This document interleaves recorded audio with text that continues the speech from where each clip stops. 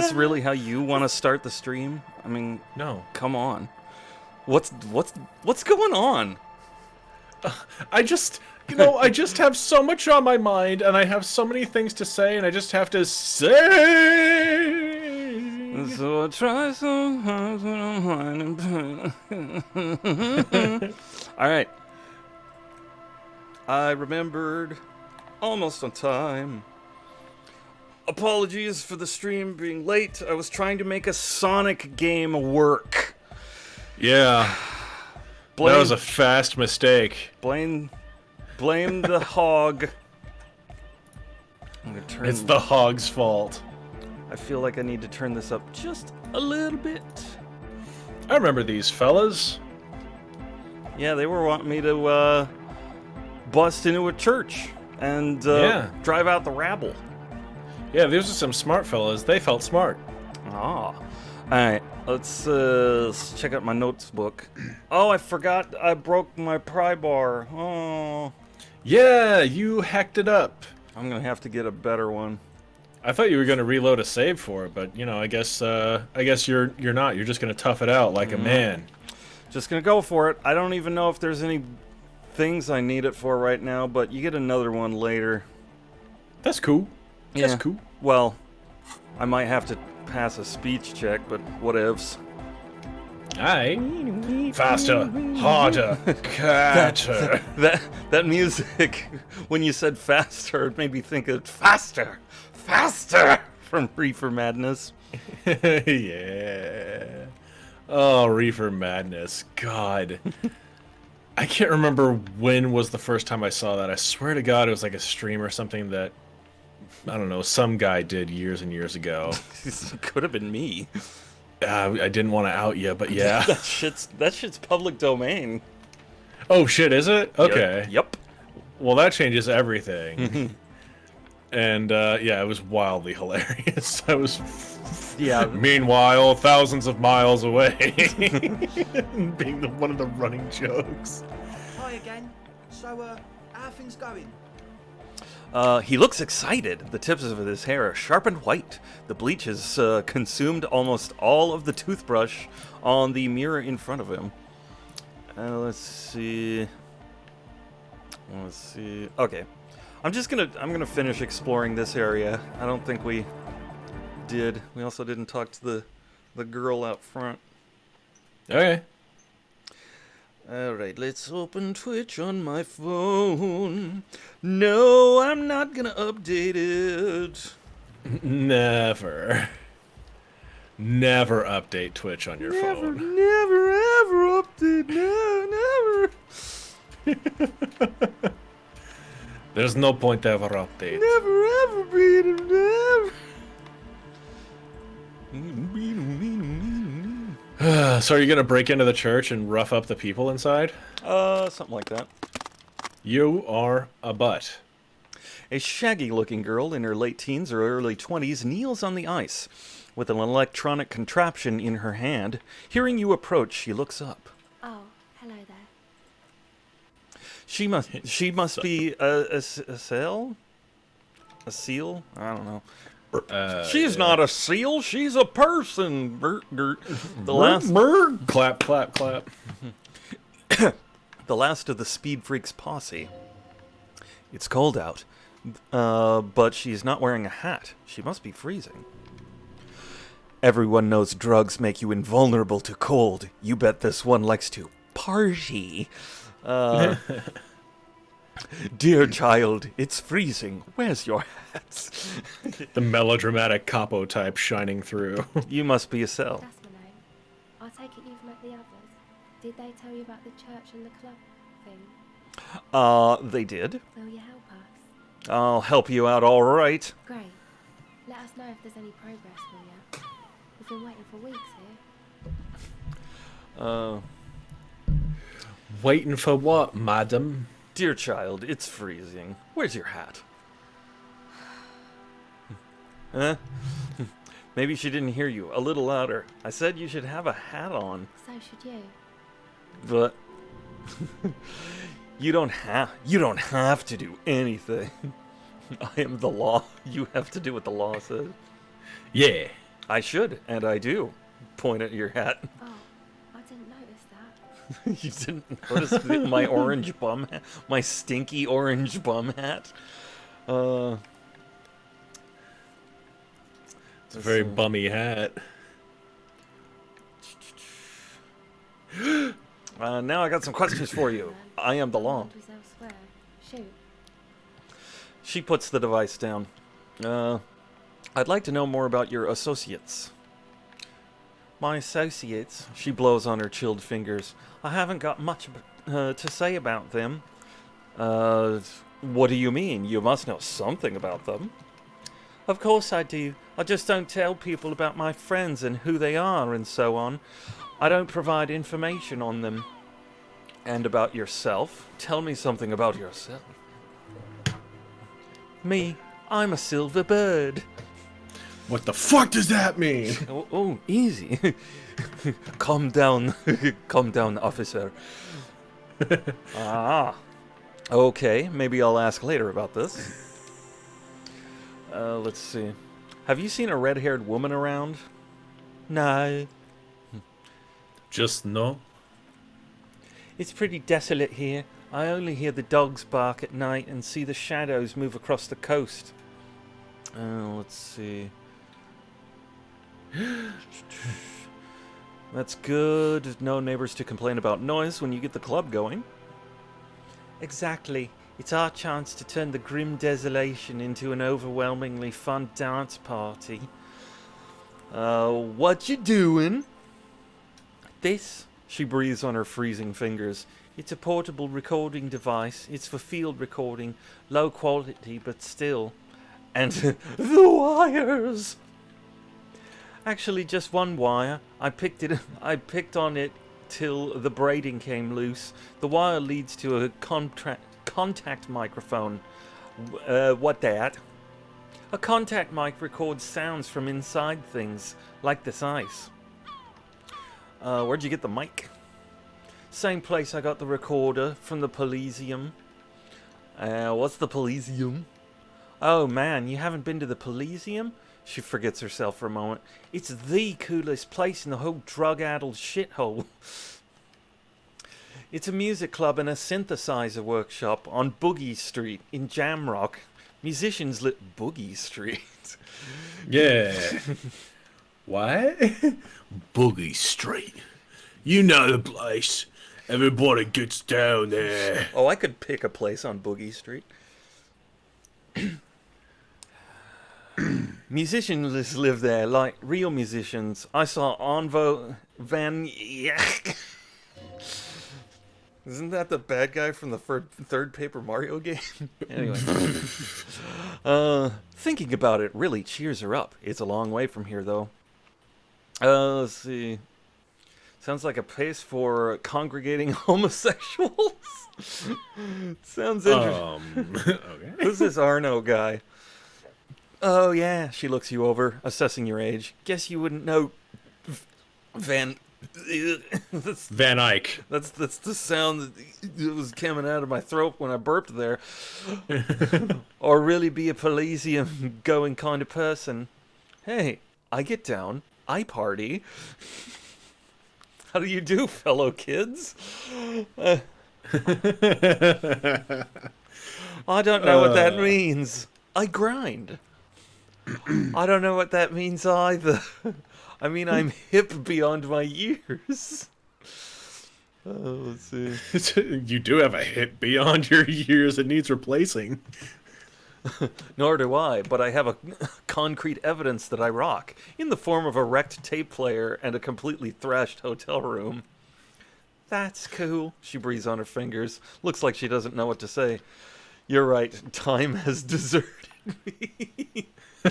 Oh. Ah!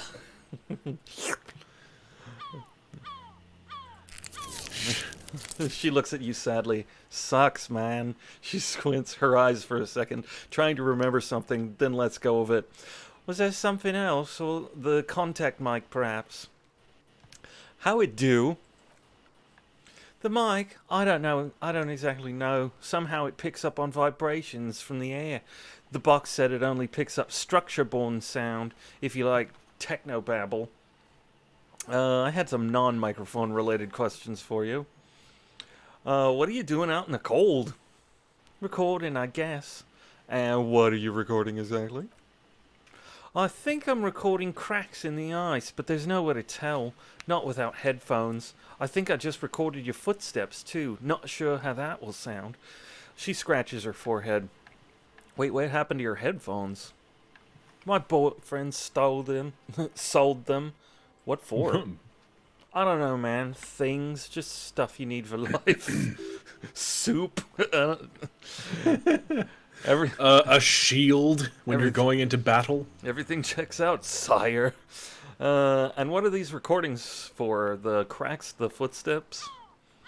The musicians in the Elysium use them for making music. They loop the stuff, cutting the tapes together. They make music out of cracks in the ice and keys jangling. Crazy sounds like that. It's hard to explain. Just nod. Anyway, I thought I'd make some too. It's supposed to be like a music place anyway. She rubs her shoulders and looks around. I don't really know what I'm doing. They use synthesizers too. I don't have a synthesizer. I'm turning Australian. She looks at the recording device. The thing she thought would fill her hours with joy and escape. It's turning out to be an empty fantasy. She feels childish, very useless all of a sudden. Take these. You're cold. The lieutenant begins to take off his jacket. No, man. Fuck that. I'm cool. I'm sorry I said that. I'm sorry about the fuck. It's okay. The lieutenant backs up. He throws you a glance. Let's see. Here, you need this more than I do. Thanks. She puts it on. It's a bit large for her. You said it's supposed to be a music place. Did you mean the one Andre's got planned? The church? I had some other questions. Legendary. Tape recorder lies on the ice like a discarded toy. Pick it up. I wish I hadn't given her my hat now. Oh well. Damn it! Damn it! Damn it! Pooby. Poobert. But at least you did a nice thing for a stranger. The device is cold to the touch. An angular Omicron logo adorns the yellow plastic cover. Underneath, you see a reel of tape rolling. You put the device back on the ice. What is that? Empathy? Can I empathy?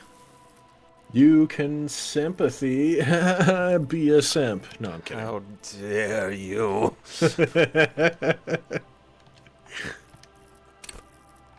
Oh, I have no points saved up. Oh, no. Okay, bye. You didn't have any points? I thought you had at least like one. Nah. I gotta find a new hat. Okay. Well, New hat. there we go. There you go. That's not upsetting at all for anyone. That's a hat. Ain't this some kind of hat? Some kind of hat. I like this area. It's kind of like cozy and feels like super wintry in comparison with like the rest of the town. Ooh, bucket. Of course, it does wholly seem to be on an ice floe, so there's that to take into account. Yeah.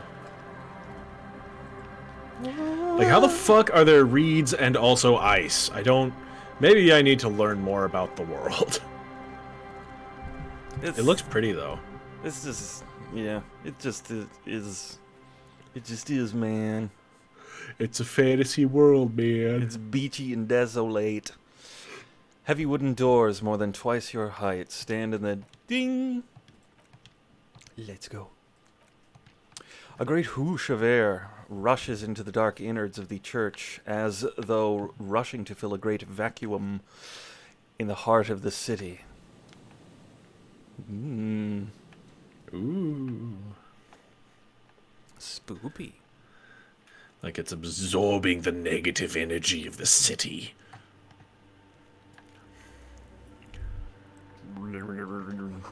Trying to suck the evil out. Strange stillness fills you as you look ahead. You should walk here, not run.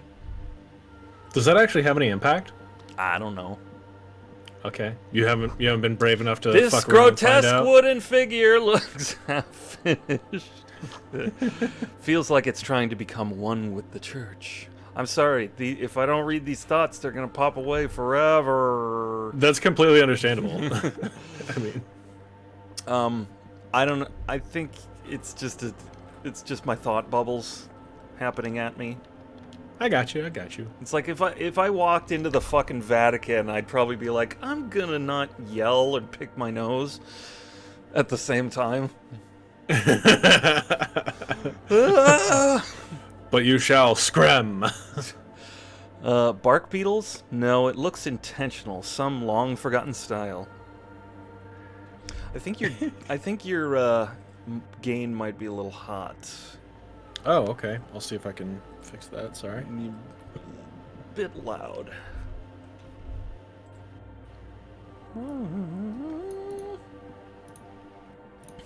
I wore my church hat. How's This blackboard, that's way too quiet. The blackboard is filled with complex equations. They look recent. How's this? Think more like a squinch, like a pixel of difference. A pixel louder then? No, from quieter from what it was before. Hi. Hey, all right. See what this Okay. all this stuff is. 2 decks of reel-to-reel tapes spinning on empty. A portable Harman Wowshi tape recorder. It's possible it's recording something. Someone's siphoning electrical current from outside into this antenna.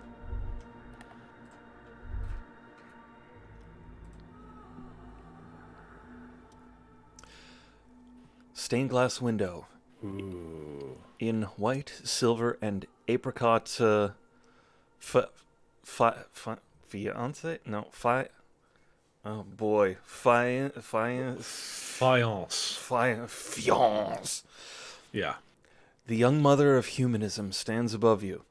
A crack runs across her body. She is impossibly tall, oval-faced and sad, a dark and radiant majesty. This is her innocence, Dolores Day.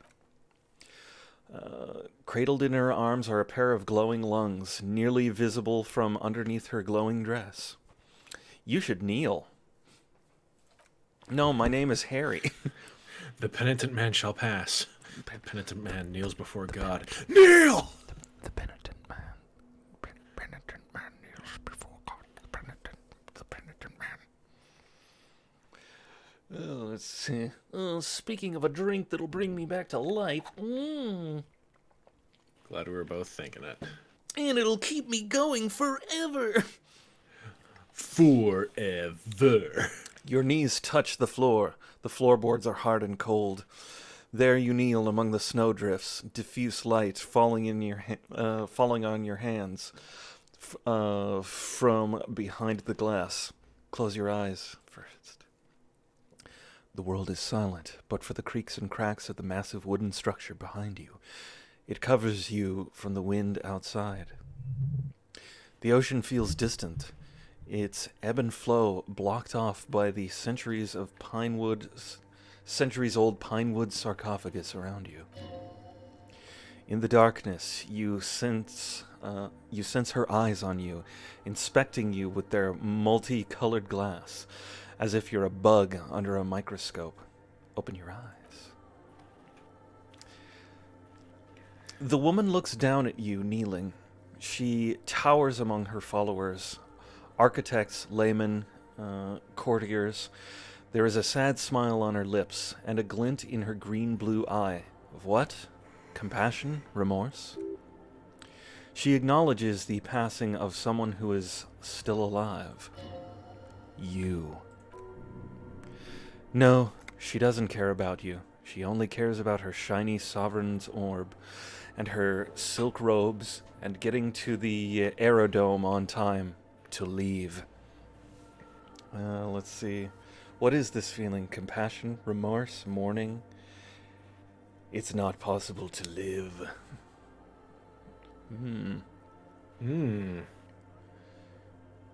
I'll say mourning. As that terrible word passes through your mind, the lieutenant draws an X-shaped cross from shoulder to shoulder. Do the same and get up. Your fingertips touch your chest. Your fingertips touch your chest 4 times.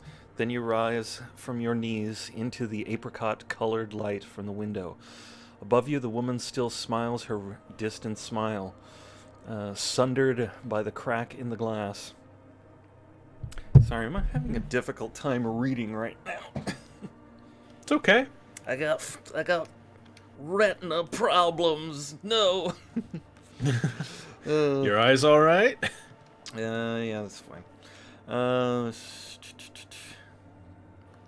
Let's see. Let's try visual quackulus to figure out the craculas. Quackulus? Visual calculus. A jigsaw of broken shards falls into place in front of you, a ghostly reconstruction of the stained glass window. Before it was shattered, there was an older woman beneath the younger one, and a text. Oh boy. Leitmotif below. A leitmotif below them both. Let's see. Who's the older woman? Oh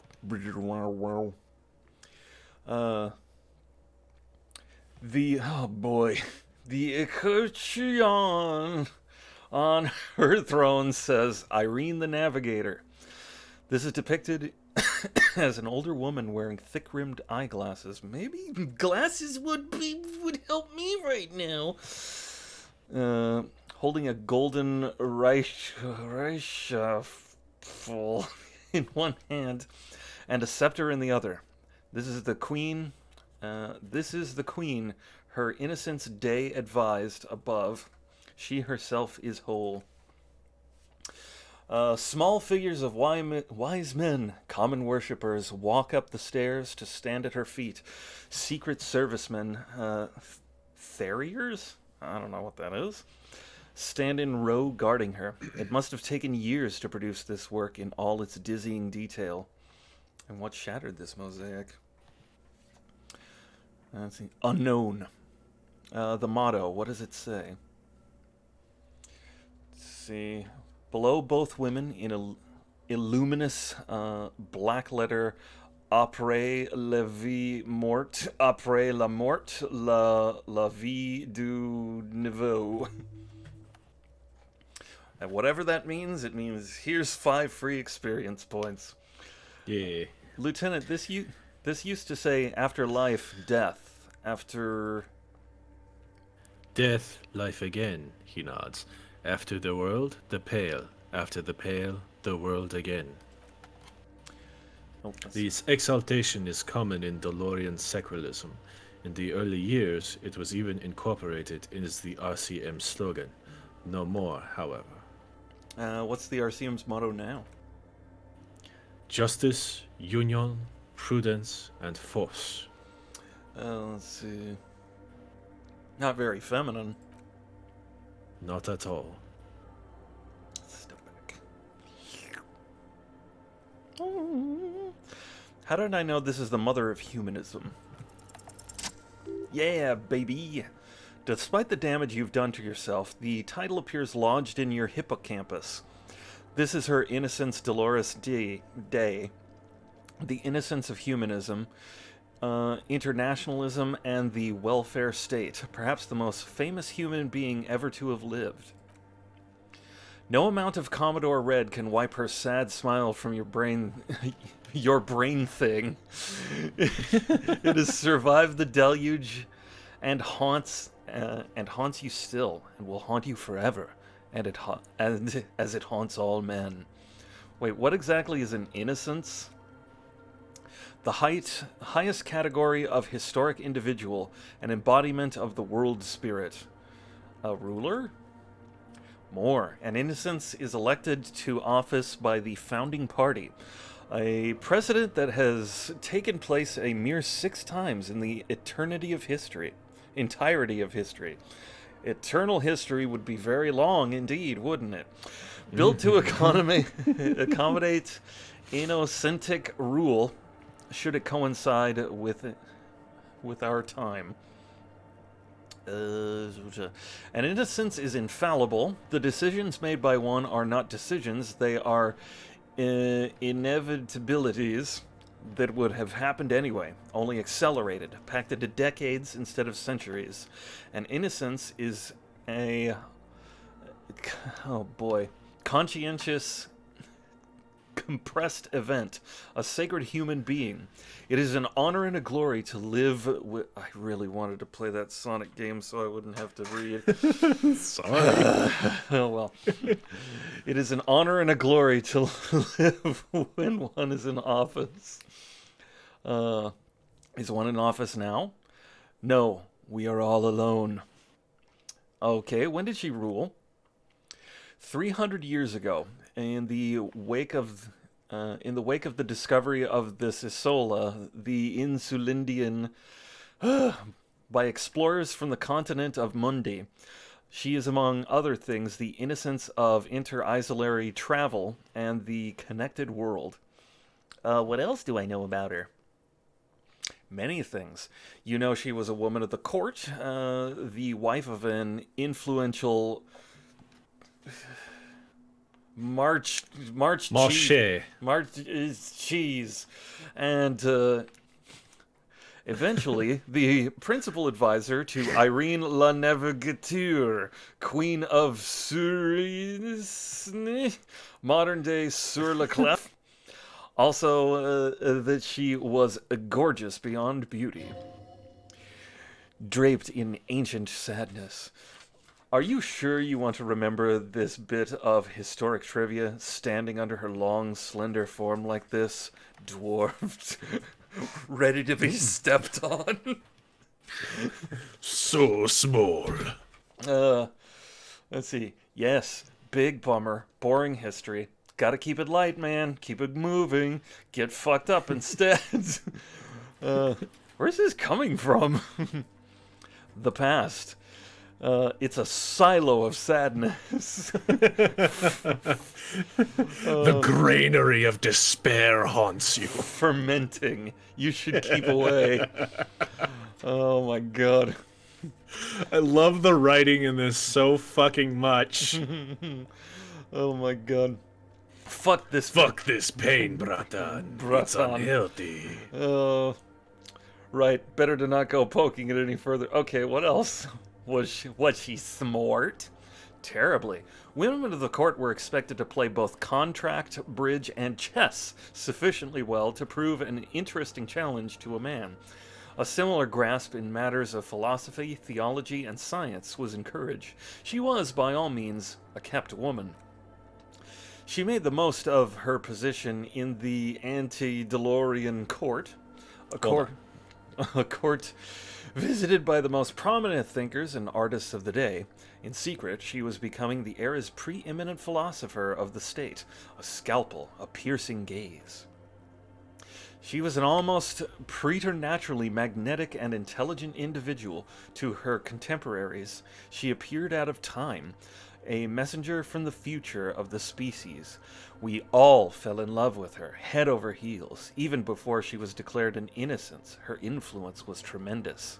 Okay, before you move on to the next thing, does it also come across to you like you've got an actual entity that looks like this dude standing next to you with his arms kind of crossed, like clasped behind his back, and he's just giving you this museum-level fucking indulgence of everything that's going on? Like, thinking about it that way is the hypest shit to me. It's so cool sounding. What Kim just sort of spieling all this stuff off to you right now? No, like it's the embodiment of that physical, like, mental concept. Like a physical embodiment of that mental concept, almost like a psychosomatic thing. Yeah, the big brain encyclopedia picture? Yeah, yeah. Okay. I love that idea.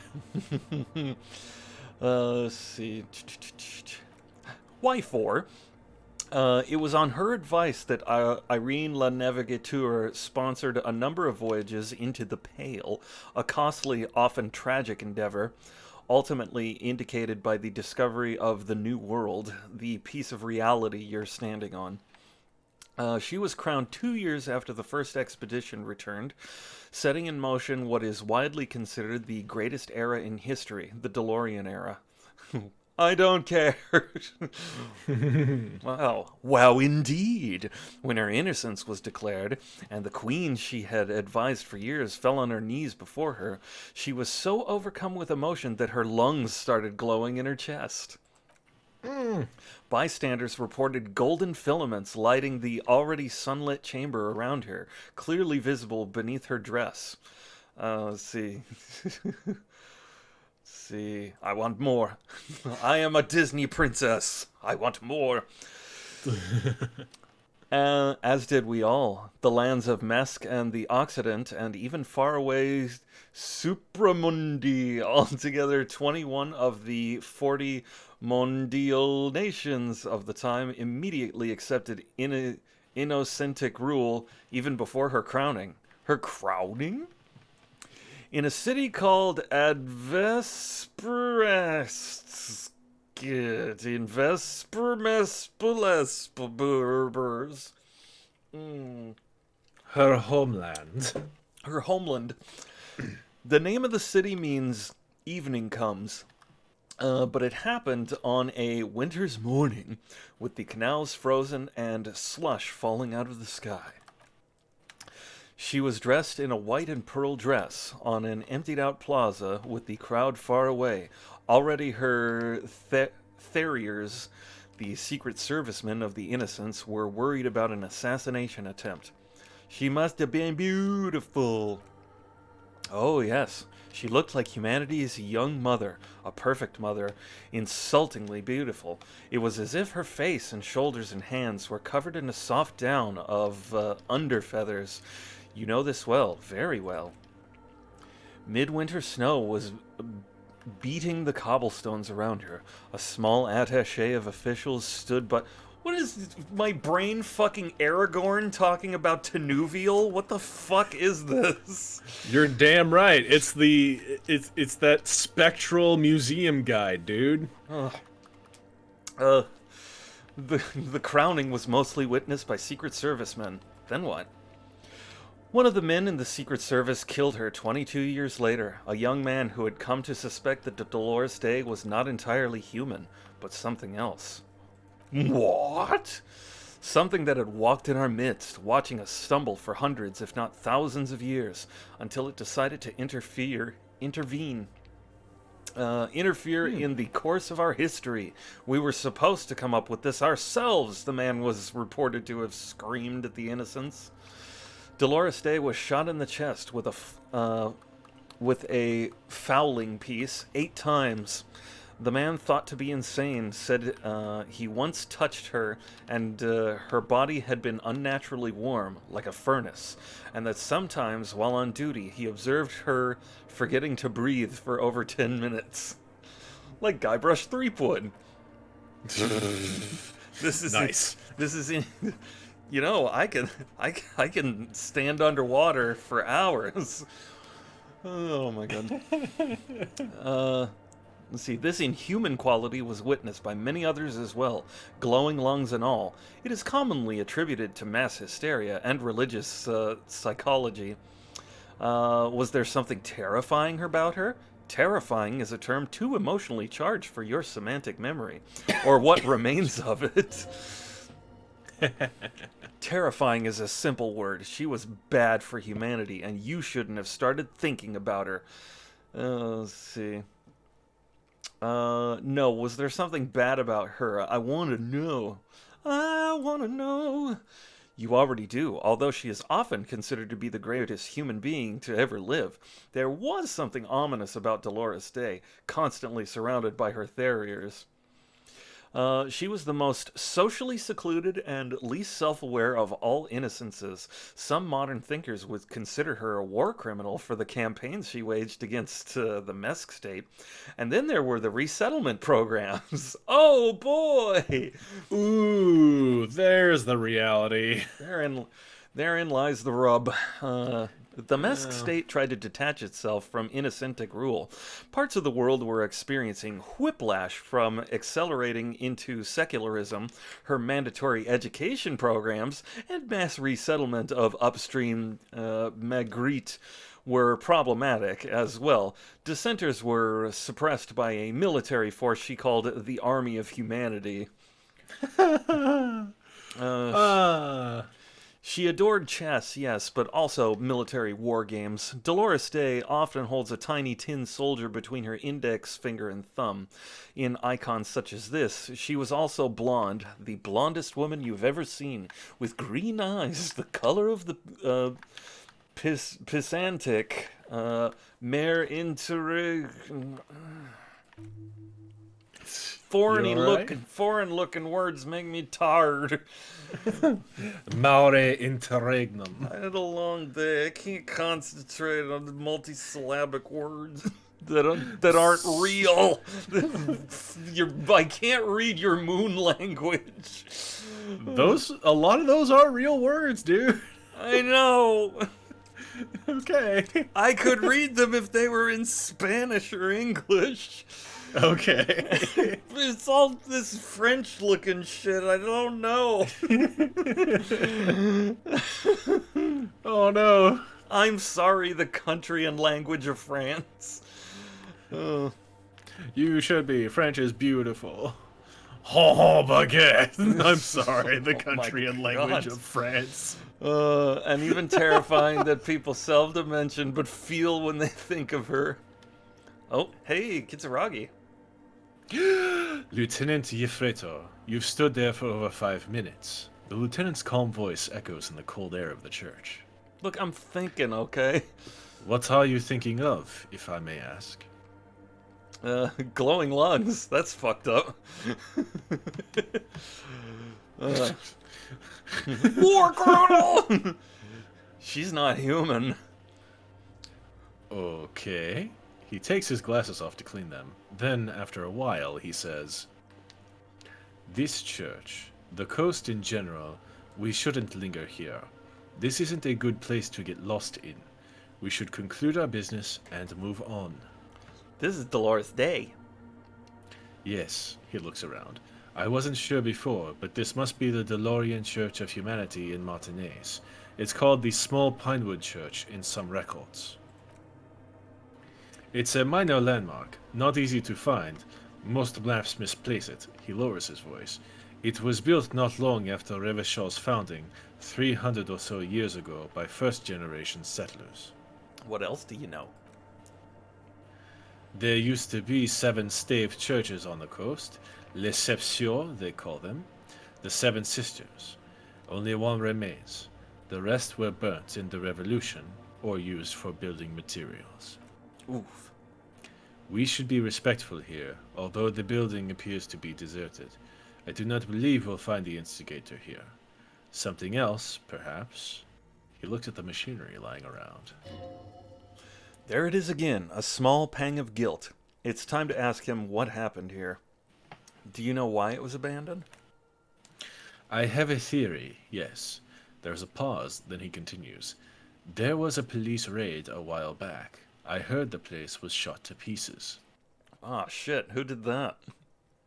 Well, your station was involved, I hear, although I can't be sure. You're not sure? 3 precincts were involved in the raid, and people say Precinct 41 was one of them. I guess I could have been there. I'm sorry, I'm not saying you were. There's a pause. It was a clandestine operation. I don't know anything about it, why it was conducted or who participated. I try not to pry into extra-district matters. If I was here, I should find out what I was doing. Better forget about it. I agree. It happened a while ago. It's unimportant to our business in Martinez now. Okay. Ooh. Reaction And there goes speed. Hey, her innocence, Dolores Day, liked little figurines, right? Like holding little men between her fingers, remember? What? You have the headless Faun riding figure. You should give it to her. Win her back. What? Win who back? I can't win her back. She's a long dead historical figure. Don't be so pessimistic. Love doesn't die that easily. This isn't funny. Reaction speed is outrunning your brain right now. Yeah, this isn't funny. You have a bad feeling about this one.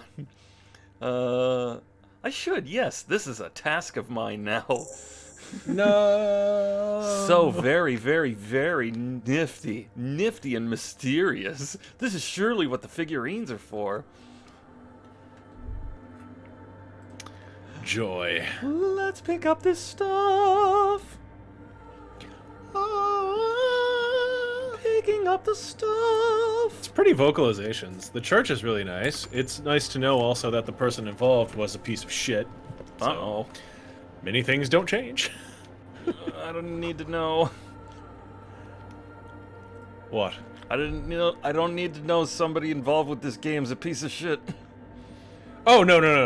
The character, Dolores Day. Oh, the Pope lady. Okay. Yeah, no, she's awful. Pope Jesus.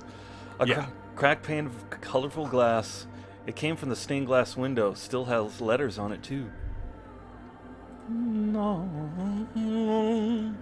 Tab, tab, tab, tab. This game, you know what? I think if Telltale was still around, they should, which they're not, but whoever they are now, they should all be taking notes and just spend 5 years making a game that's actually a choose your own adventure. Yeah. You mean a game where choice and consequences actually mean something? Yeah. So hey, I told you I finished off space game Outer Worlds, Yeah. and funny thing, your choices actually matter in the end, and Yay! and can affect which stories and endings and stuff you get or not. You mean like what they did with Fallout New Vegas, kind of? Yeah, kind of. Nice. Yeah, kind But of. probably way better than Fallout New Vegas. It's kind of nice. Hey, Yeah. I got new shoes. Nice. The banger red brogues. I like that. That's These cool. dapper snakeskin shoes have an almost invisible white-on-white flower motif. Motif. No, that says motive. Sewn, Motif. yeah, motif.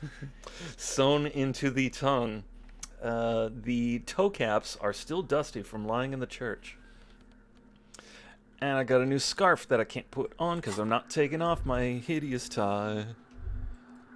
Not taking off your tie. Not taking off my tie. All right. Ooh. Is it almost time for first break, you think? I don't even know what time it is, baby. Yeah, we got started late. It is. It's about 30. Yeah. The silence in this part of the church, it's almost palpable. All the shifting matter and shuffling of living things is gone. Nothing seems to exist beyond the church anymore. Maybe if you were to stand just in the right spot, even your footsteps would be completely silent. Wait, I think I still hear something. And then it's gone. Almost as if it, but for the faintest of hums. You can hardly hear your own breathing. Stomp your feet and clap your hands. You produce a few muffled thumps, after which the silence feels even more total somehow. Yell as loud as you can. Your voice is barely audible. Not a howl, but the softest of whimpers. It's unnerving. Turn to Kim. What's happening? The lieutenant points to his ears and shakes his head. Then he leans closer. Can you hear anything? Let's see. Almost nothing, and it's beginning to worry me. The church just has strange acoustics. Some engineering trick. His detached tone conceals how uncomfortable he is. It's probably nothing or just our imagination. Maybe. Darkness often has that effect on people. Look up into the bell tower. The orderly rows of ceiling panels become barely visible, then disappear completely in the darkness of the tower overhead. Perception. Try to see beyond the shadows. Damn it.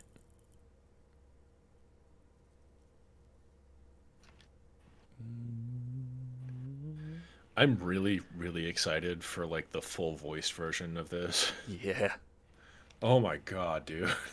Just darkness, without end. It makes your head spin. Let's see. Do you think they had any idea what kind of Game of the Year material they were making when they started this? I don't know. Let's see. What's the darkness like? Filled with vague shapes of woodwork, the sense of a great height. It's like you see your own face reflected back at you in the vanishing geometry, a strange alien image that's supposed to be you. Try to make out something, anything. There's nothing. You're dizzy and disoriented as you see dark and more dark rising. Officer, what are you looking at? He follows your gaze, attempting to see whatever it is that you are seeing. Blink. Weeping angel appears in front of you. Oh no! It's a posable drawing figure and a bird. You see something hanging from the rafters, looking straight at you with dark eyes. Maybe it's possible to talk to it.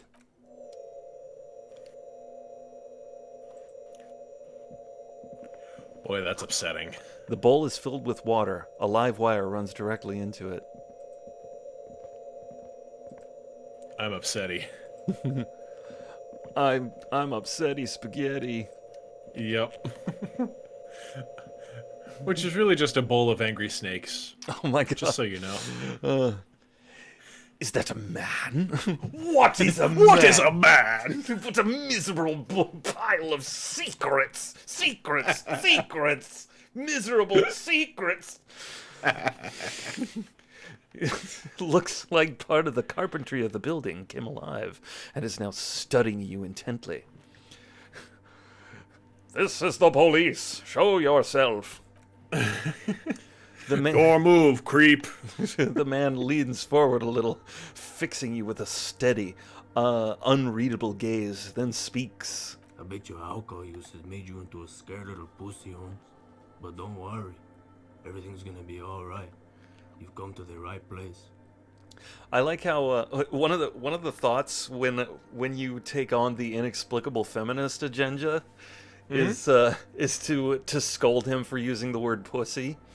And then he turns around and says, it's short for pusillanimous. And I'm like, oh, okay. Pusillanimous? Yeah. What? Yep. Yeah. Oh, that's fun. You can look it up. So I looked it up. Yes, I will. And so I looked it up and was like, oh, okay.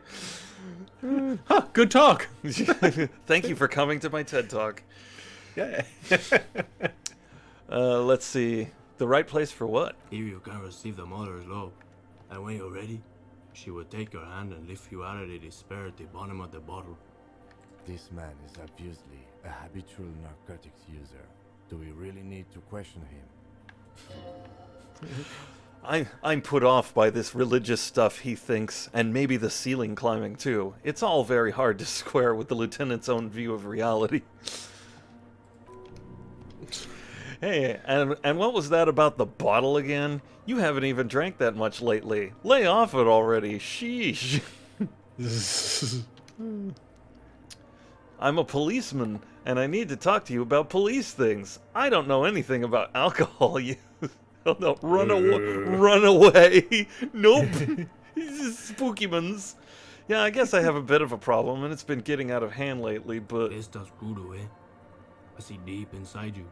Your body and spirit are suffering greatly from overindulgence. and you don't even know it. It's from the Al Ghul. The Al Ghul. Let's see. Oh, I'm very in touch with my suffering. Let's see. That's the type of thing a masochist would say, isn't it? Not all of it. I was like you once. You don't know all the havoc El Reno is wreaking on your mind and your spirit. Necesitas parar, homie. You know, actually, since we're here, you may want to pay attention to what the ceiling climber is saying. If the lieutenant agrees, then maybe, just maybe, you should pay attention. It sounds so bloody sarcastic and mean. I love it. Look at these crazies. What is this, a fucking intervention? Fuck you, crab man. Oh, it's the necktie. Fuck you, crab man. You don't tell us what to do. Tell him. Let's see. Who do you think you are? Some crazy guy under the roof? What is this shit? Alcohol is central to my identity. Oh, no. Oh, dear. For some reason, I feel like you have a point there. Don't trust me. Trust the mother. I'm only the messenger, Holmes. Oh, no, I gained a potential thought from that. Oh, boy. Wasteland of reality. Let's see. -2 to physical instrument for 20 hours. Yeesh. It is brought to your attention that you're an alcoholic and that it's a sickness and it's killing you. You're crawling on your knees through life, your booze-filled belly dragging on the ground, your brain now fuzzy, now in overdrive, your hair sticking together with today's cold sweat and yesterday's vomit. Perhaps you're right. Anything is better than this, even bone-dry reality itself. Maybe you can quit. Yo, knees weak, visions blurry, name is Harry, everything around me so scary. Oh, jeez. Alright. This is the Church of the Mother of Silence. Shh. You are welcome here. He sways gently on the beams, waiting for you to take it all in. This Mother of Silence sounds like a serious player. You might want to be careful until you find out what you're dealing with. Let's see. Some ravers want to turn this place into a nightclub. The ones in the tent outside, right? I seen them. Think they're scared of me. Wait, do they have a reason to be scared? Nah, man. They look pretty funny, and I don't harm no one anymore, anyway. Though he used to, a long time ago. In a galaxy far, far away. So what you think about this nightclub? Why not? They wouldn't bother me none. I'm usually way up here imbibing. Ain't no music on earth that can reach where I go. Might even be nice to have some company. He said that that in spite of himself, he's more attached to the human than he'd like to think. Where'd you come from? He smiles strangely and turns his head up to look at the darkness of the church tower. Up here, Holmes. Must be something illegal about living in a church ceiling. I don't know what yet, but there must be. Wow. You human, you weren't moving like a human. He chuckles. I am at least in part, Holmes, until the mother's love burns away the crude distinctions of the body. Are you a boyadero? A boyadero? No, Holmes. I don't go for that kind of thing. It's all about surrendering to the mother now. Let's see. Well, at least you're human. That's a relief. Glad you're feeling more comfortable. First-timers are always nervous. You get a lot of foot traffic in here, amigo. Oh man. I have other questions. Where did you come from? Where did you go? Where did you come from, Canada? What are you doing here? This is a special place. There's a perforation in the world up there. Way out into nothingness. He nods toward the ceiling. This church was built around it for purposes of veneration. I circle it, nurtured by the silence bestowed by the mother. One of these days, I'll be pure enough to go drink from it directly. The Mother of Silence. You mean her? Point to the window. No, no, no. There's a new god in town, and she can't be painted or sculpted because she has no limbs or even a face. She is the end. She is a cavity in the dark, beyond sense. She saved me. But I couldn't describe her to you. No one can, Holmes, and no one ever will. His adoration is beyond sexual. This cavity is something that no human form has. What will happen once you drink from this perforation? I will be incinerated, but not destroyed, finally at one with the state of the world before reality began. Okay. That's a weird thing to say. I'm frightened. You sure you didn't just switch one drug for another? It's not like that at all, man. It's just faith and joyful service. Hey, not judging. I've got drug problems myself. Let's just agree to disagree. I know it'll take time. Don't sweat it. I still don't understand what you're doing in the church. I'm a seraph, Holmes. I sing to the Mother's glory. Can you sing for me? Singing is good. We should all sing a bit more. He laughs. I don't mean literal singing, Holmes. This is the Mother of Silence we're talking about. It's the singing of a burning heart. You may be thinking, but fire crackles. No, Holmes, that's the material thing burning. The flames themselves are without sound. Let's see. Are these yours? Show him the scarf and shoes you found lying around. I think they were, a long time ago. He looks at the red clothing items in your hand. I had to shed them like the skins to get closer to the center of the silence. You can have them. I don't need them anymore. So he's nude. Okay. How did you even find this place, this church? Hard to say. I think I did some construction work here back when I still had material worries. Up there I realized what the true purpose of the church was. Been spending a lot of time here ever since. The past is nothing to me now. Wait, it didn't belong to me. Right, I had other questions.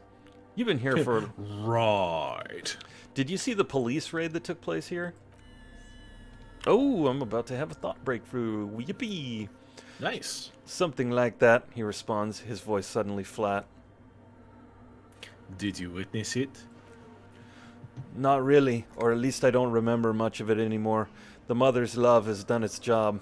That's what's so great about the Mother. It lets you forget about everything. Let's see. Do you know where the other where the other spooker is? Point at the strange machines around you. Other spooker? Oh, esa vieja muy estudiosa. Esa vieja muy estudiosa. He laughs. Dunno, Holmes. Wait, so there is another person living in the church, and it's a viejita. Viejita. Yeah. Boy, I could. It's a sweet old lady. I could do with a viejita right now. I'm starving. Hell yeah. Wait, so is another person living in the church? No, I just call her viejita because of her clothes. She's actually quite young. He scratches his head. Or maybe not that young. Age is just one of many masks we wear. Wait, what if it's Ruby? The lieutenant seems to be thinking the same. He takes out his little notebook. Did it ever seem to you like she was hiding here from something? You mean like a fugitive? He glances at the abandoned radio computer on the other side of the nave, pulsing with light. Then he shakes his head.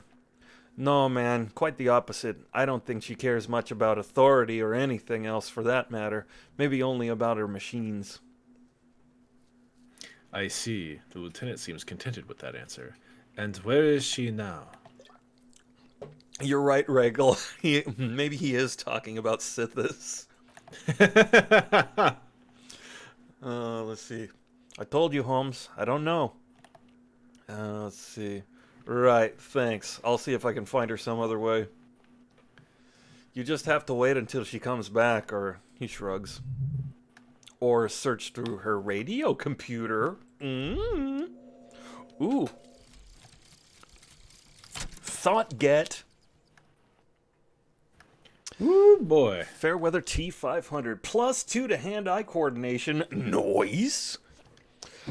Remember that weakness you were looking for in the ceramic armoire? Like, maybe it can only stop small, fast projectiles, but a large, slow-moving pry bar would shatter it. Or, if I ran an electrical current through it, maybe it will melt. Or, personal favorite, frequency something radio weapon?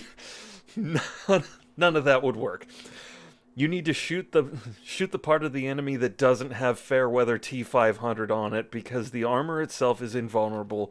Good news is, so are the armor pieces on you. Hey. Are any of these still running? Yeah. I should get a new thought sometime. Yeah, get yourself a new thought. Don't. What? Wait a minute. This is the back of the church. Shouldn't there be like coffee and refreshments back here? Yeah, but somebody skipped out on that because they had to spend all their money on Al Ghul. Spooky. I do like the acoustics engineering thing, though. That's pretty neat. Mm-hmm. I am intrigued. This game is neat. I am big intrigue. Is now time for first break, do you think? No. No. No. I'm I thought we were going to break every 45 minutes. It's only been 30 minutes of play because we started late. We didn't start that late. Yeah, we did. Oh, shit. Oh, shit, dude. Oh, fuck, dude. I was kind of debating whether or not to take a detour and go sing karaoke. Do what you want to do. Do what This you is wanna your do. game. A machine stands in the corner, watched over by the figures on the stained glass window. It's turned on and quivering with soft electricity. Another radio computer, says the lieutenant, stepping closer. And this time, it's already turned on. He seems cautious around the machine. These machines sometimes harbor traps, he thinks, alarm systems and the like. Let's be careful. We should leave. I doubt this place bears any connection to the case. Wait, let me just investigate it. I think Kim is being, what was the word? Technophobic? Pusillanimous or whatever? Pusillanimous? Yes, pusillanimous. You see a Virisect play and print buttons on the keyboard. A hatch connected to the central compartment. It is wide open. The lieutenant says nothing. You see the machine's glowing frame reflected back from his diamond-shaped glasses. You're free to proceed. Look inside the compartment. Behind the hatch sits a cube-like crisscross of filaments, smoldering in the dark like fireflies. Silver tape on the side says, in a black marker, log, February through March. Plus play. I don't want to set the world on Fire. is that old tube TV sound. Yeah, the Love it. cathode ray televisions. Oh. The speaker comes to life. Static seeps through the machine's planar magnetic driver. An old lady greets you. Her voice sounds 100 years old. Good afternoon, Fortress Accident on St. Brune. This is the East Indian Repeater Station 1. Please repeat. Is this the personnel log? It's the same old woman you spoke with through the radio computer in the doomed commercial area. Hot damn. Yvonne, it's me again. How are you? Good, thank you. It's not clear whether she recognizes your voice. Please repeat. Is this the personal log? I looked inside the core, but the tape on the filament said log Feb through Mar. Good. Please repeat the password. God damn it. Let's look around. There's no use trying to guess the answer. Is it my birthday? I I don't know the password. Received. I will register this login attempt. No. Fortress accident. Is there anything else I can do for you? Let's see. Turn it off. Goodbye. Later, nerd. Let's try print. Nothing happens.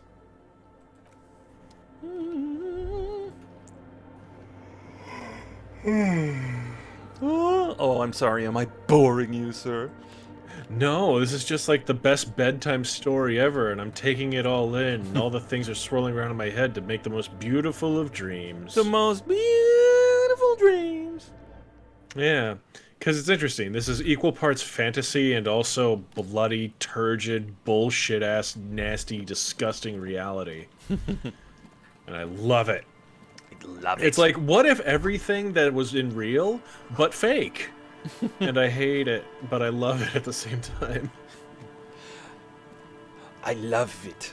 I fear it. I love it. I hate it. I want some more of it. I want some Gatorade. Someone was Gatorade. Sorry, go ahead. a metal payphone under the yellow plastic dome. You could use it to call someone, unless you're out of Chang'e. Hey, I got 46.9 Chang'e. You can put some change into the machine. Let's see. Put 10 cents in and dial random number. 10 cents. Calling. Still calling. This feels wrong. Should you be doing this? End of tone. Someone picks up. Pierre? Is that you, Pierre? The voice is female and sounds about 100 years old. Yeah? Is that you, Pierre? No, this is not Pierre. Do you have any news about Pierre? Yes, Pierre is dead. That's terrible. Yes, who's Don't say Pierre? that. He's my sister's grandson. He used to visit me as a lad, fine young man. But who are you, then? A salesman of some sort? Modern goods are rubbish, and I can't afford them anyhow. It's a shame what you did to our country. The old woman moans. The phone lines howl in unison with her. Let's see. I don't know who I am, but who are you? Let's see. I was a baroness. Pause. There is silence on the other end. You won't get me, and you won't get my money. Phone hanging up. Wow. I was a baroness. I'm getting some big Sunset Boulevard vibes all of a sudden. I was gonna ask, is that an actual song? Buzz, hum, the electricity flows through the wires with audible power. It made me, you know the premise of Sunset Boulevard, at least? Negative. Silent film. Writer falls in with a silent film actress, and she's ex-silent film actress, and she's crazy and obsesses over the old days. Okay. Yeah, she is from whence the line "I'm ready for my close-up, Mr. DeMille" comes from. Oh, Yeah. that makes so much sense now. A writer writing all those words.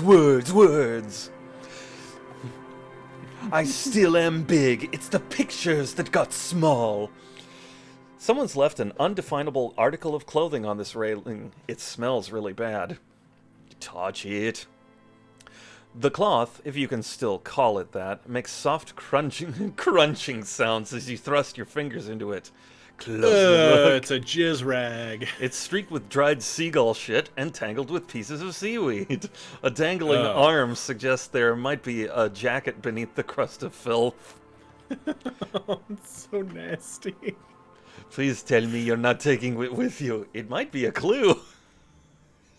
A clue? You think a suspect is a seagull who's been defecating on unsuspecting jackets? It could have been multiple seagulls. The lieutenant sighs. Oh, Kim, my ever-beleaguered traveling companion. I'm ever beleaguered. That's about right. You should still Son take of a it. gun. Yoink! Use the interact button in inventory to... Oh, this is one's interactive, even. Let's see. Interact. As you hold it in your hands, it makes an uncomfortable crunching sound. Man, how did this jacket get so disgusting? It's assorted and... I hate it. It's a sordid and filthy tale. Not for the weak. Are you sure you can stomach it? Yeah, sure. It occurs to you that you're not even holding the jacket itself, but rather the thick crust of jetsam and seagull shit that ensconces it. It smells like a dead sea creature tangled in gray strands of seaweed. It must have spent quite some time in the water before the tide deposited it ashore. Okay, but what's the crust made of? Somehow it was carried or dragged to the boardwalk, if not by human hands, then perhaps the feral dogs that prowl the beaches at night.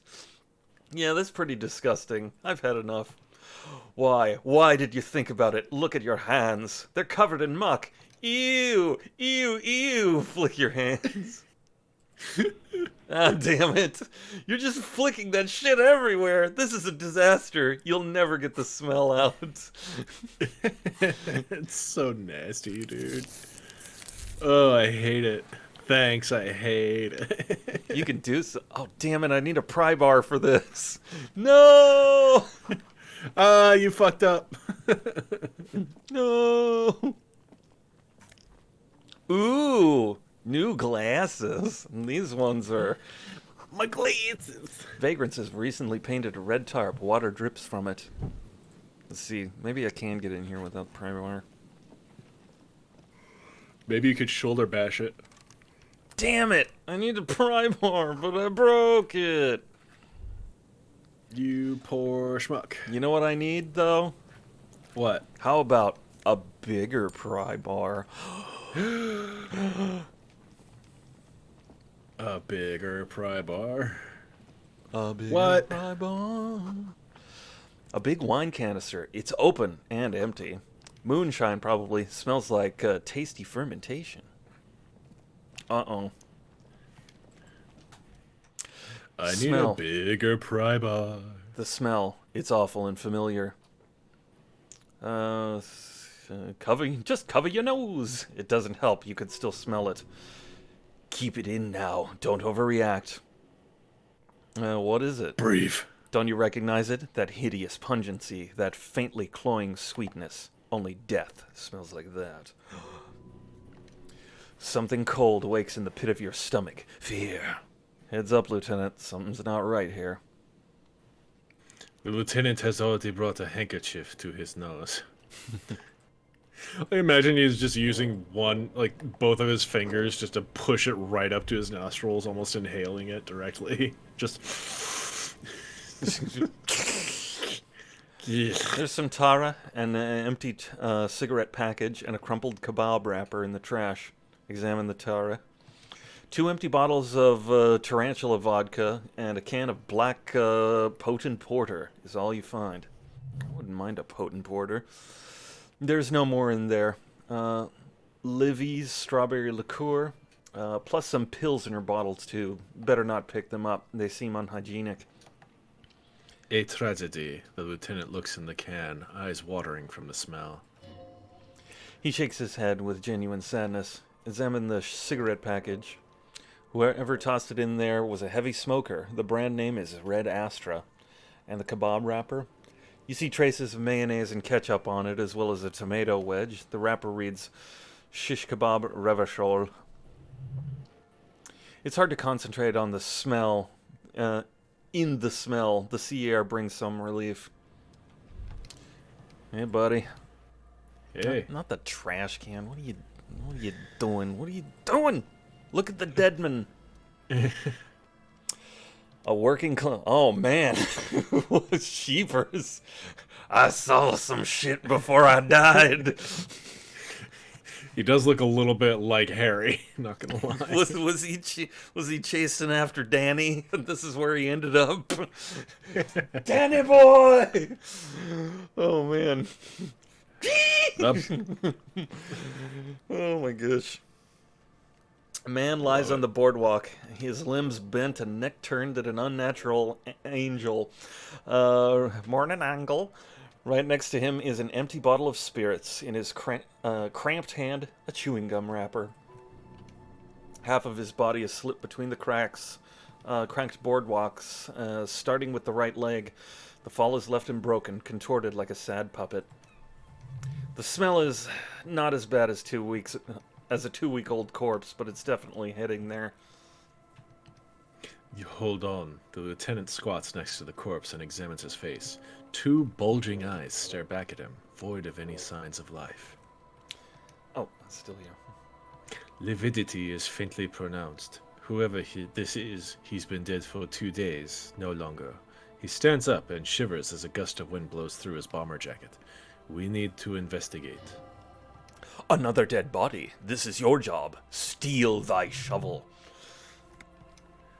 Calm now, carefully. It's just another day, EA. It's just another. Study the man's clothes. He's wearing mud-caked boots, beige trousers, and an old brown leather jacket with a bright blue lining. There are traces of kebab sauce on his chest. He was a sloppy man. A cool leather jacket with a bolt of blue. Oh no, this sounds terribly familiar. Search the pockets. You find some sunflower seeds and a rain-soaked library card folded in 2. His jacket feels sodden and heavy under your hand. Good. We should take a look at the library card after this is done. Study the man himself. The man has fallen through the crack in the boardwalk and hit his head against the metal bench. Coagulated blood covers the back of his black hair. One of his feet is still tangled in the hole. You have to be quite inebriated to fall that bad. Well over a liter of pure ethanol, 3 bottles of wine, and 1.5 of spirits. Jesus. Examine his face. His expression is dull, like the sea behind him. Drops of water shining on his mustache. His eyes, empty and wide, look frightened in their frozen gaze.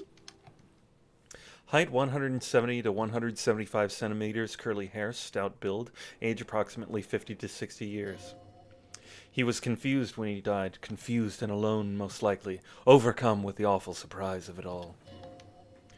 He was just about to head home. The first step back home proved to be his last. Study his surroundings. There's some dried blood on the metal bench right where the corpse's head rests. The floorboards are rotten and slippery wet around the hole. An empty bottle lies nearby. A chewing gum wrapper is clutched in his fist. Examine his head. A dried chunk of blood covers the hair and the back of his head. An open wound. It's sticky and cold to your touch. This is where he came out of himself, drop by drop, when he was unconscious. It took 3, maybe 4 minutes. I don't see any other major wounds, do you? No, just this one at the back of his head. Seems like the head wound was fatal. It's exactly the shape of the bench. Step on the floorboards. They screech under your feet ominously. It's hard to say whether the dead man's weight was what caused the boardwalk to break, or it definitely looks fragile. You see waves churning below. Something cracks beneath your feet. Examine the bottle. 0.75 liter tarantula vodka with its cap missing. There's hardly anything left inside. It's a mid-market spirits with a slight touch of menthol. The man meant to enjoy himself, have a good time. Tear all around us. He looks at 2 other bottles near the coin-operated viewer, then at your yellow plastic bag. I'd prefer if you didn't collect them this time. It's not proper. True. Feels disrespectful. Imagine the chewing gum. Rabowski! You get in my office at 9 a.m., Rabowski! You're fired! You're off the force, Rabowski! Spearmint chewing gum, green leaves on the cover. The man's mouth is half agape from the terror of the fall. Look in. The blackness of death. Stench. You think you see white chewing gum, too. He ate the whole pack, right? It's to cover the smell of alcohol before going home. The worst thing is... The lieutenant shudders from the cold. I've seen it before. Almost the same scenario. even the chewing gum. It's always the same. Damn. In a ditch off a road below the 881, he thinks a young father, and then he shakes his head to make the memory stop. Let's see. Damn. See. So what do we do with him? From where I stand, I can see two options. We either take the case and follow the leads to identify the body on our own, or we report back to the station and leave this for our colleagues to handle. I see. Let's leave the case for the station. No, I still need some time to decide. We found him. We should finish this. Take the case. Alright, we should first examine that library card you found. Then we can call the station from my kinema. Let them know we're taking the case. Let's see. Who is this man? Looks like one of the locals. He'd have to know this spot to come here. You don't just walk over here. He looks south, the way you came. Oh man, if he died 2 days ago, he might have still been alive when I was talking to her, his wife. Yep. Eesh. But that's just a lazy assumption. What do you think? Dead working class man with a bottle in his hand? Don't deceive yourself. You know who this is. We know who this is. It's the working class woman's missing husband, dead on the boardwalk. The woman you met at the bookstand? He looks at the bundle of flesh and rags lying on the ground. Why do you think it's her husband? The leather jacket. It matches her description. The bright blue lining? He nods, then points to the ring on the man's left hand. Well, he's definitely someone's husband. What you think happened? Death by misadventure. He slipped and fell through the boardwalk. A truly unfortunate accident. If it wouldn't have been for that bench, he'd be alive. Let's see. What about the kebab? See, right. It does seem to be a pretty straightforward misadventure, although there's still the question of identifying the body. Leave. Do I have the library card? You do. Yep, there it is. All right. And we will continue this investigation momentarily. Woo!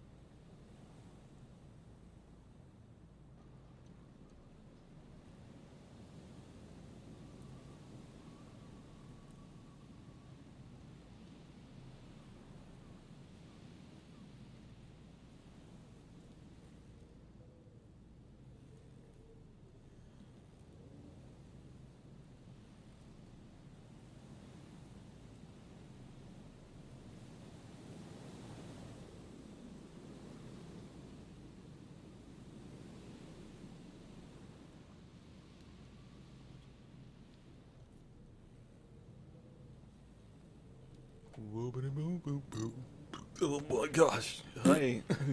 I'm back, bruh. Hey, buddy. I'm back.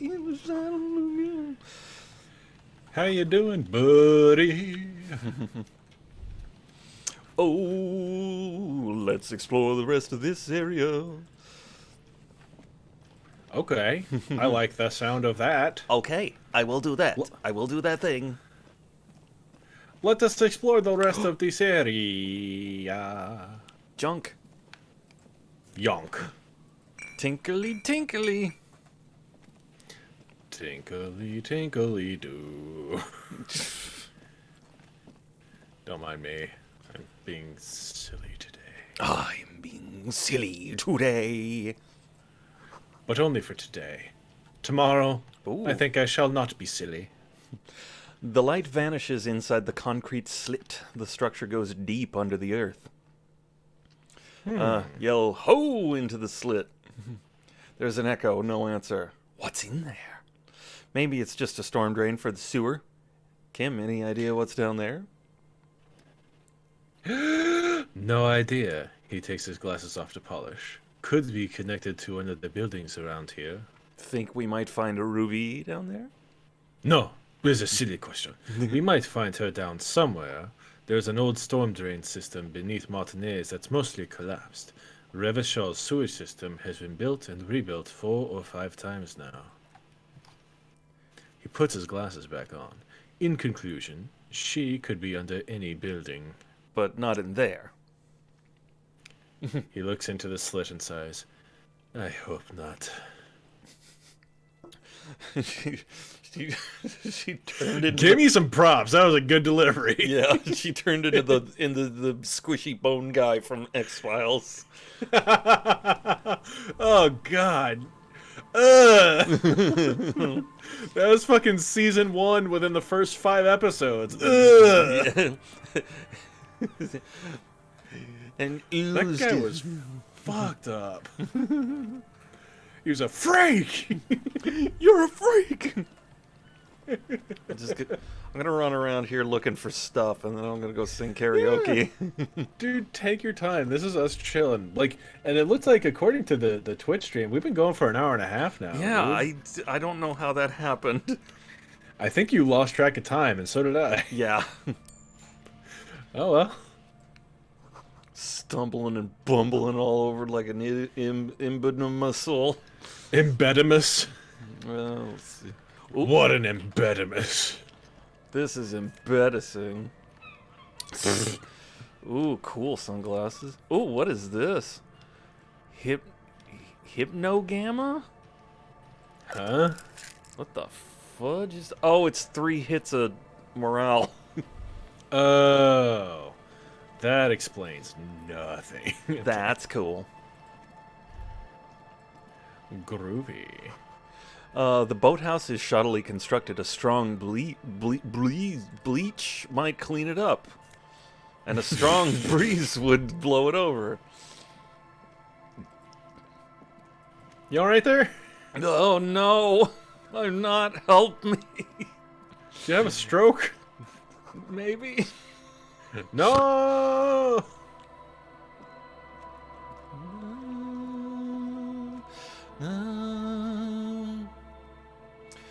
A scattering of bullet holes is spread across the cracked wall, reaching from one corner to the other. Visual calculus. Damn it. Unable to piece together the big picture just now, there's a hole in the hypothesis. I'm dumb. I'm dumb. Damn it! The scattering of bullet holes looks like one. It's like I either gotta lie to. I can't even joke to myself without hurting. This game is teaching you that self-deprecating humor is harmful. Smiling its deadly smile, laughing at you in the world of the living. Look, Kim, even more bullet holes. Something definitely gone down here. Correct. The lieutenant examines the wall closely. The density of the bullet holes is unusual, even in a general average bullet hole frequency in Martinez since grim affairs. Yeah. Fire Whiskers says Kim is the shining star of optimism. It's true. Yeah. Meaning, this is a lot of bullet holes. He brushes the wall with his hand. Looks like fully automatic rifle here. Rifle fire. Something you don't see these days. Why's that? The manufacturing and sale of automatic rifles was curtailed after the revolution. The destructive power of such tools proved to be too much. We do need to retain some humanity in this world. Boy, ain't that the fucking truth. Yes, Regal, this is that scene. Yeah. And you're the bad guy.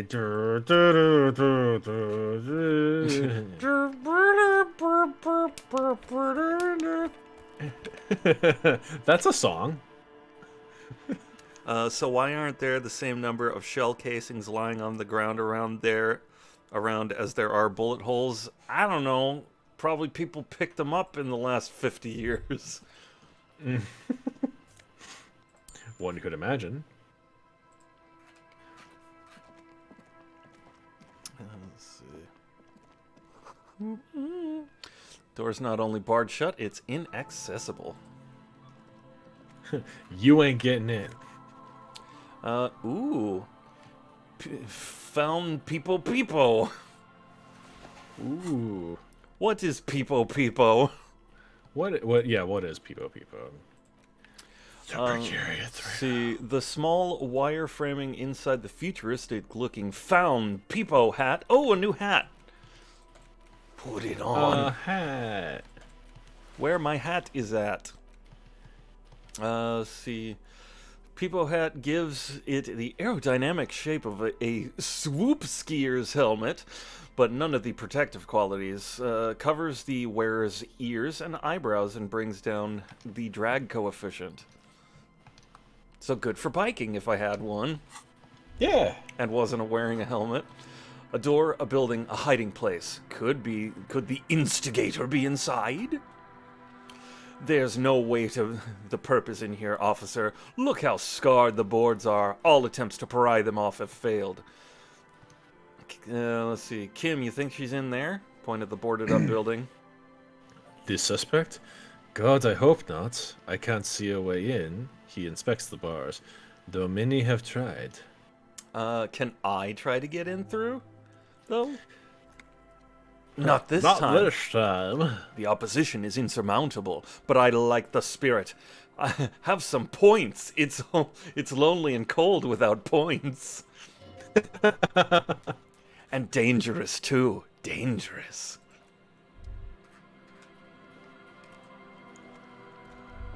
Yikes. Have some points. Oh, hello. Almost stumbled like that other guy. Almost had a misadventure. Ooh, potent Pilsner. Don't mind if I do. Doo-hoo. Doo-hoo. Doo-hoo. The King of Town. The King of Town. Own, quite popular cartoon show. King of Town. Do-do-do. The sign says, Entree in ten ton ton don don bang gong. An old ticket taker booth, no longer in operation. People paid money to park here? No one would pay now.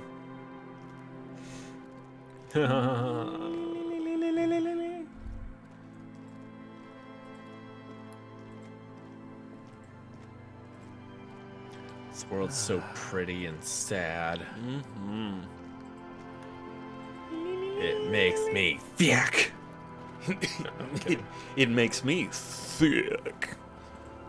Thick with two thieves. Thick with three cities. Thick.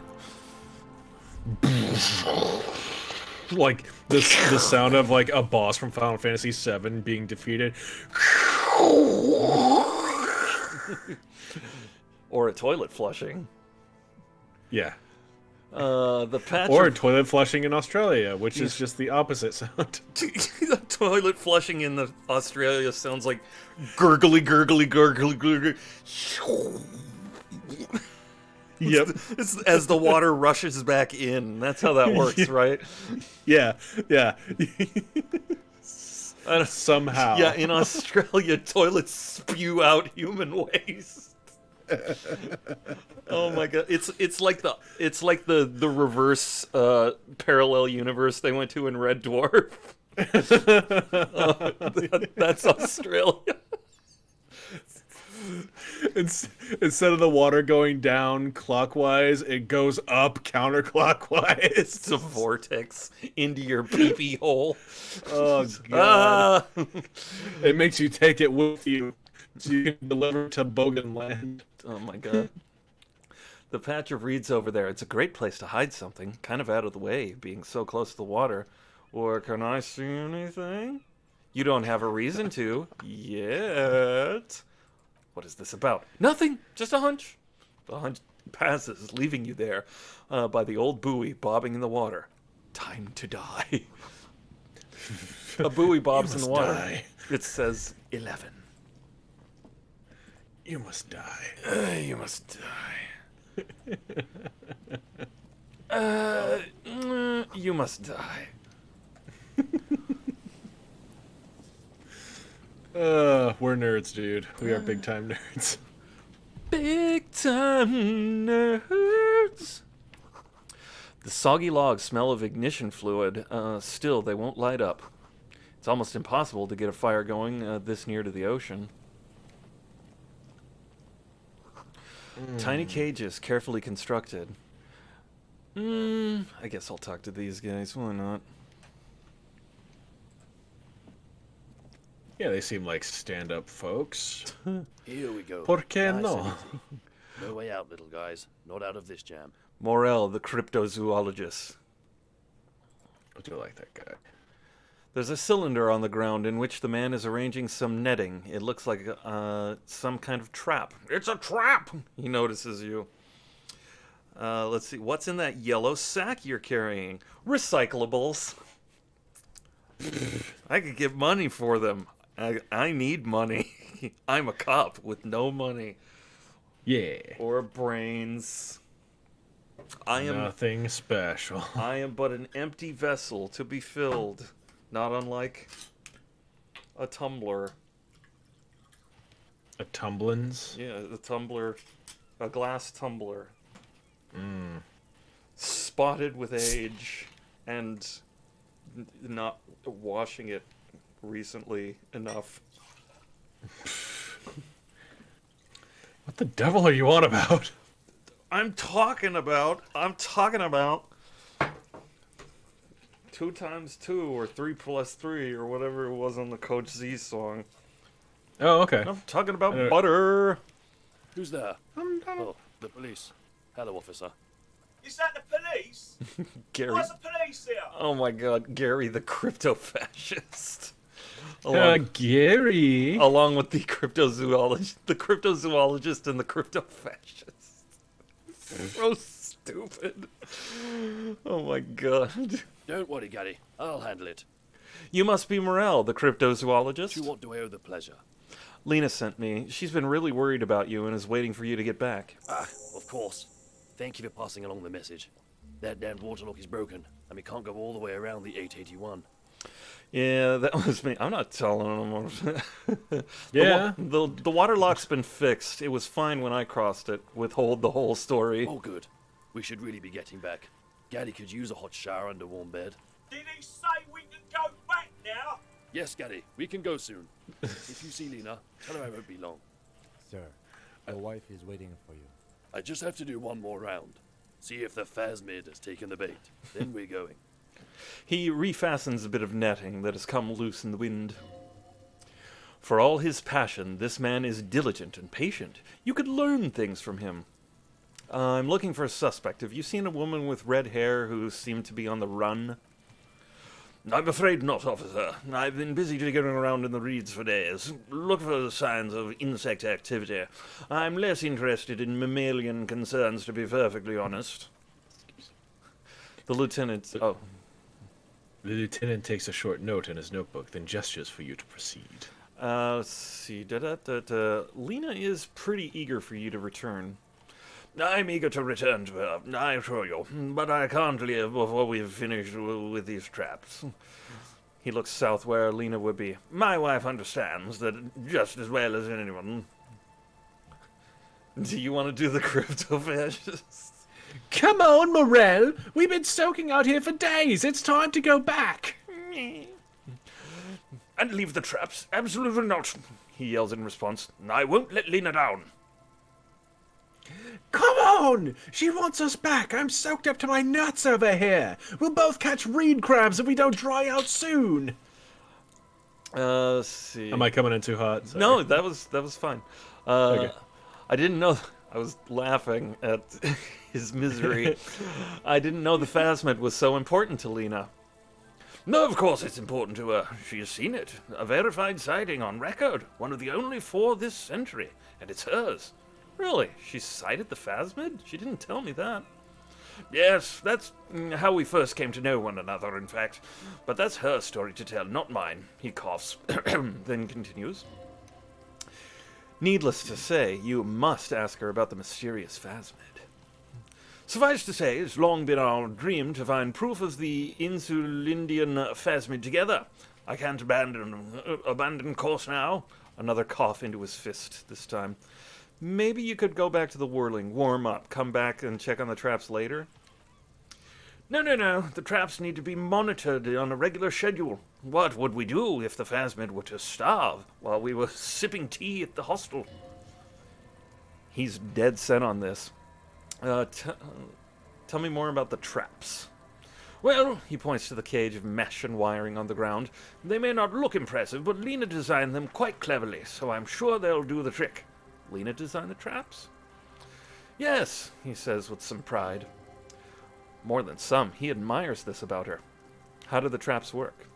Simple. Attracted by the locust, the phasmid crawls down the funnel, and having eaten its fill, can get back out. Can't get back out. Let's see. At least that's the intention. The net isn't a perfect solution. I got distracted, sorry. The net isn't a perfect solution, but we didn't want to use anything that might damage the specimen's delicate exoskeleton. What are you using as bait? Locusts, he gestures toward the trap. Nearly all known phasmids are herbivores, of course, but we've hypothesized that the Insulindian phasmid might occasionally prey on other insects. Inside the traps, a number of locusts crawl and tumble over another in a tiny, chittering swarm. A meat-eating stick insect? Does it pretend to be the reeds as part of its ambush behavior? This seems unlikely. A carnivorous stick insect? Seems unlikely. Well, thank you for your opinion. We have also included plant material in the traps to satiate your skepticism. I'm so skeptical of a cryptid. Crazy me. Oh, yeah. Who would have thought? You should have an open mind, man. Not a bit of fan of skepticism, this one. And what do you do if they don't work? They'll work, I assure you. The predatory hypothesis using locusts as bait accounts for the failure of previous efforts by other teams which use plants. We have given this some thought. Let me ask you about something else. Tell me about this phasmid. Well, first of all, it's damn difficult to find, which is why we've been knee-deep in the reeds laying traps for it. What makes it so difficult to find? Good question. Being a phasmid of the order Phantasmagoria, a ghost insect, it disguises itself as plant matter. In this case, the reeds. He looks around. Awful lot of reeds around, aren't there? And I suspect it may also have developed other specialized techniques to protect itself from predators, or scientists, in our present case. So what sort of specialized techniques? Like being invisible in front of cameras, like Bigfoot. It is my hypothesis that it has evolved certain electrochemical defenses that allow it to interfere with animal perception, impeding pattern recognition, confusing the visual cortex. but I cannot describe how these defenses work, much less how they evolved without studying a live specimen. Yes, it makes perfect sense. You're beginning to suspect there's something paranatural about this phasmid. How big is phasmid? I'm expecting it to be quite giant. One known species of phasmid, called the Megaphasmodea zoensis, is about the size of a grown man's forearm. Ugh. So, Yikes. he leaves the conclusion up to you. Seems puny, to be honest. Let's see. I already know this. Is that like the Dunning-Kruger skill physical instrument? It could be. Seems a little bit like it. So this phasmid makes somebody else. It makes a somebody else's problem field exactly. Paint it bright pink, and no cryptozoologists will ever find it. Let's see. Very little, I'm sorry to say. No one's ever captured a specimen, so all our information is based on first and third hand accounts. So no one's ever found one. Not yet. He holds up an index finger. That's what makes it a cryptid. Kim, the lieutenant interjects. Just out of curiosity, if there's no proof of its existence, how do you know it's real? I know it's real, the cryptozoologist says brusquely. Brusquely enough that even he seems taken aback by it. By which I mean, he says, gathering himself, I've heard enough first-hand accounts to believe quite firmly that the Insulindian phasmid is more than mere superstition. What would it be like to grasp and hold on to something you think is next to you or just behind you, like a trace of vapor you exhaled one spring morning as a child? This is what he's searching for. A specter. Lena said there's been a sighting of it here in Martinez. Yes, the most recent sighting was by a couple of teenagers along the coast here. That's what brought us to Martinez specifically. It's the first credible sighting in several decades. Admittedly, it's an unusual location for the species, but with all the sewage runoff upstream, it probably doesn't matter much anymore. Maybe the phasmid died? The cryptozoologist shakes his head vigorously. I have to resist the thought. Such an extraordinary creature is doubtlessly highly resilient after all. It's generally thought to be capable of parthenogenesis. It's a word I actually know. Got it. Parthenogenesis. Encyclopedia's like, I know what that means. Got it. Parthenosis. Parthenosis. Parthenosis. Parthenogenesis. Meaning the females don't need males to reproduce. Makes it easier for the species to survive in adverse conditions. Females reproducing without males? A travesty. A crime against passion and common sense. This arouses no special feelings in me. Oh, look. My life. Oh, no. Oh, that's pretty clever. Oh, look. This arouses enough special feelings in me.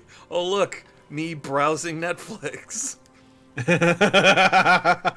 Pretty much, yep. Recommended for you. What if we check the traps for you? He looks at you with obvious surprise. I didn't expect you to take such an interest in our work here, officer. Cryptozoology and detective work are very similar. Yes, indeed. Both require a great deal of research, attention to detail, and above all, persistence. So where are the traps? There are 4 in total. One is to the south, on the little peninsula by the boathouses there. He points south. It's very near. Another we set in Land's End to the northeast. It's behind a small sand dune there.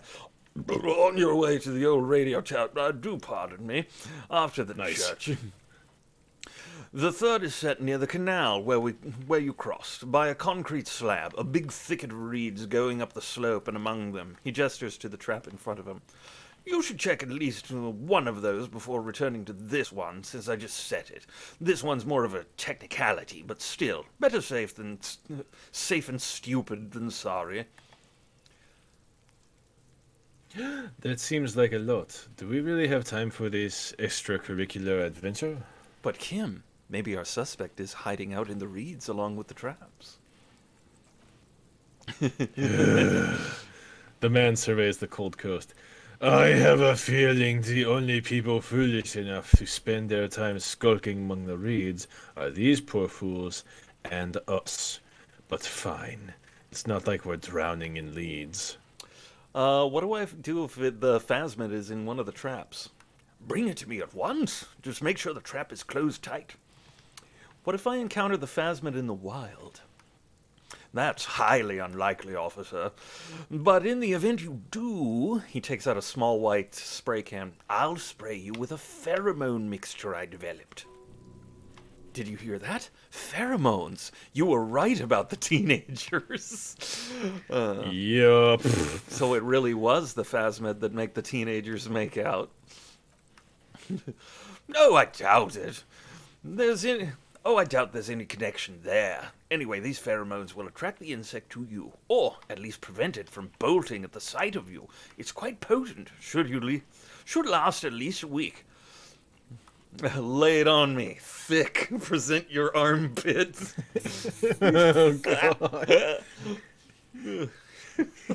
He douses you. He douses you with the odd-smelling spray, a double helping as you present your other armpit, and then gives you a satisfied nod. This is the smell of dying reeds, of longing crumbling into the water. The lieutenant wrinkles his nose. I hope you're not buying this. He dispenses it without letting you touch the canister, so it will be precious, like holy water.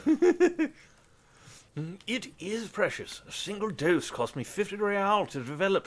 Not that I expect you to understand self-financing one's own research. Oh, I've been self-financing my whole venture here these last 3 days. Oh my god. He looks at the lieutenant with disdain, then puts the spray back in his pocket. Conclude.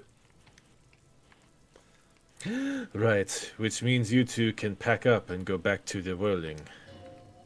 Whatever he thinks about this detour, it's clear that these men are exhausted and in need of assistance.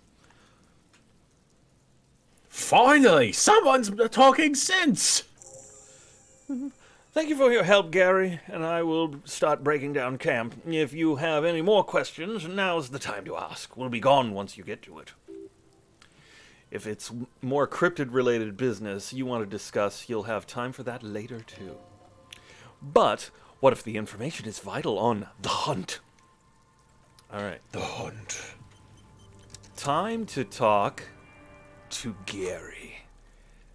Haha, Gary. Gary. Gary. Let's see. I want that good empathy. Let me lubricate me jawbone. What does this one do? Suggestion. That might help. Oh, that felt good. Oh, yeah. Authority boosters. When dealing with a crypto-fascist, I could use as much authority as possible, I think. Crypto-fascist. Punchy, punchy, punch, punch. Let's see, is anything taking it away? Logic. Bag. Oh, I got more up here. Holy shit.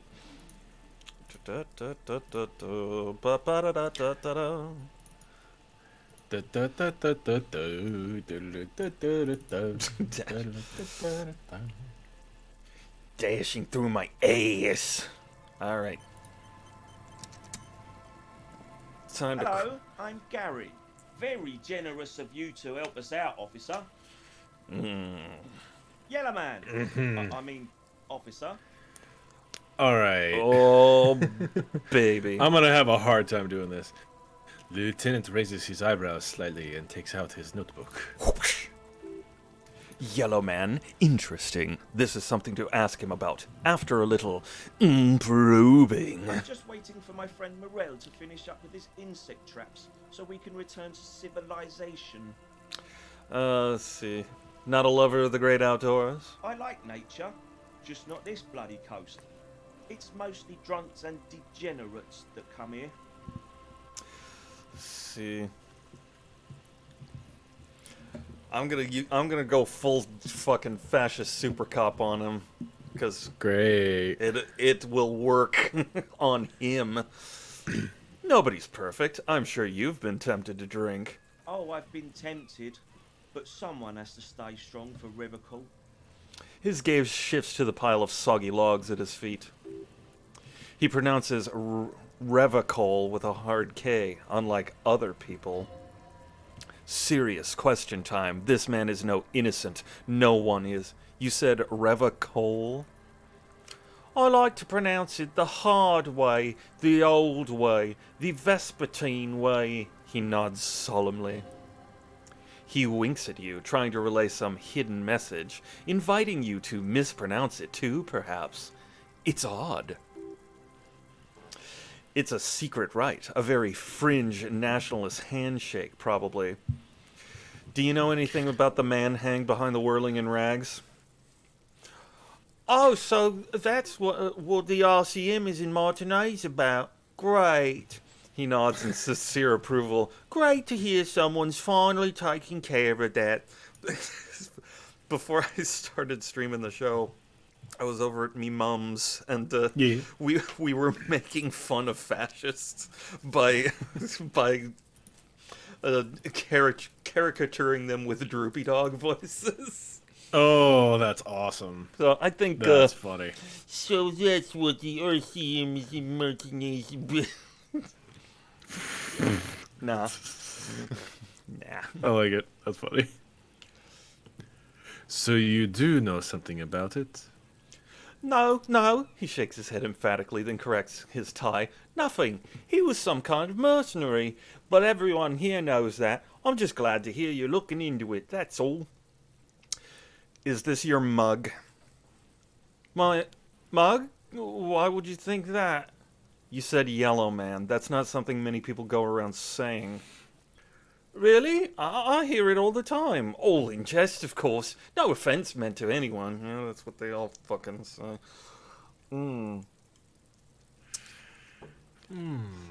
Still seems Well, you know something about that.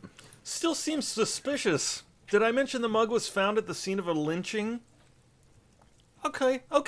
I admit it. I threw the mug away in the trash container behind the hostel. I know I shouldn't have, and I'm very sorry, officer. He pauses. You're not going to find me, are you? I am. Rip out a slip for 100 real. He probably has 20 on him. That'd be sweet. Mm-hmm. He accepts the slip of copy paper with a bow. Okay, I deserve that. I won't do it again. You have my word. I don't know what got into me, stuffing my garbage in another man's property. I've been having trouble at work lately. I don't know what that word is, but it's probably derogatory. Price dumping us out of competition. What did you say, Gary? Nothing. Just answering some questions, helping out the law. Here we go. Start pumping that sweet info. How did you get into the trash container? I know a guy who works with the trash collection services, CF Municipal. He gave me a master key for the trash containers of Martinez. Why do you need to get into everyone's trash? So I can use the Whirling's trash compactor to store my own stuff, he says, bowing shamefully like a fallen knight. Garbage disposal is expensive as hell. The damn... I ain't saying that either. Run it like a mob. I bet it means Jews. Probably. I'm sorry, okay? I thought I could cut costs. I shouldn't have. I shouldn't have disgraced myself. Disgraced? The lieutenant raises his eyebrows and looks up. No need for the histrionics, sir. It was, after all, just a trash container. I like how Kim is playing good cop in this situation. He studies his reaction. Gary doesn't answer. Gary, did you put the clothes of a murder victim, the man who was hanged behind the whirling in rags, into that trash container? Officer, please! He raises both hands. Let me explain. It's not like that. Do. I was only cleaning up. I live right across the yard from where he was hanged, and I saw him stripped naked. All the clothes lying around in the yard, smelling. People or animals, you know? Okay, then what happened? Then I came out to clean up the rags because no one else would. I put them into the whirling's trash along with a broken mug. Admittedly, he changes his mind mid-sentence. Okay, I was coming to throw the mug away, and, well, I threw the mug there and the clothes too. Right, it was just civic duty, the lieutenant remarks drolly. Exactly, that's what it was, civic duty. You wouldn't know anything about the victim's missing armor, would you? Armor? No, he changes his mind. I mean, yes, yes, of course, I know he was wearing armor, but I don't know anything about it. Let's move on for now. I hope I could help your investigation. It's in my small way. He's visibly relieved it's over. Ooh, damn it. Does this mean you were in his apartment admiring his colonial mug collection? Perhaps it would be interesting to tell him. You were surprised to see my colleague, Kitsuragi. Not many Saolites here, or anywhere other than Saol. I mean, no offense, truly. Do you have a problem with Saolites? No problem at all. He flashes an impenetrable smile at the lieutenant. You a cryptozoologist? No. I help Morel with research sometimes, and I've learned some things along the way. But I don't usually go in for picnics like this on my own. What does he do then? This feels like a good opportunity to dominate him. What do you do then, if not cryptozoology? Oh, this and that, he grins. Sounds shady. Officer, I would never. I just didn't want to bore you with unnecessary detail. I work as a special order courier. You know, urgent deliveries, overnight deliveries, deliveries to out-of-the-way locations. So you deliver things. What kind of things? Oh, I don't know. The contents, officer. Part of my job is discretion. Fascinating. Let's talk about something else. It's still 28%. So, Gary, you live nearby, in an apartment in Martinez? Sure do, officer. Have you found your door open lately? In my home? Yes, when I was going to... He turns pale. How did you know? Let's see. Nothing. Just wanted to ask if your door's been unlocked lately. Now I have. Is this about the Union? Did the big man open the door? This is some big dick energy you're stretching on this guy. No, I did. Per his request. So you work for Everett Clare? He realizes what's going on and changes his tone. Officer, please tell him we're good. No, tell him I'll make it up to him. What have I done? He'll send the muscle after me. The man looks around whispering. He makes sure no one hears you. Really, I don't know what it's about. I just opened the door. Let's see. Yeah, I don't know what it was about, but he doesn't like you. I was probably talking too loud in the whirling the other night. About some theories. Stupid. Shouldn't run my mouth like that. He looks around nervously. I won't do it again. If there's anything I can do to assist you, or the Union, just ask, okay? I'll try to help if I can. This scared him proper. He's positively melting from fear. Has to prop himself up with a lot of anger to keep it together. The weather vane has turned, the lieutenant remarks with a smirk. He cannot be unturned. He clearly liked his squirming. He may even have changed his mind about the whole door opening thing. Ooh, now it's up to 50. Let's see. Do I got one in the bank? Ooh, baby, do I ever. Ooh, girl, give me that point where I need it. Let's see, 72. I'm still gonna save spam this one. Wow, someone's been a little boring. Wait, what? What? Yes, my standard liege. Someone's seen all sorts of wild ideas pop off and thought, I'll take the boring one. The regular, please. The brown. I like brown. Of course you do. And maybe some black shoes or a pristine white shirt to go with that.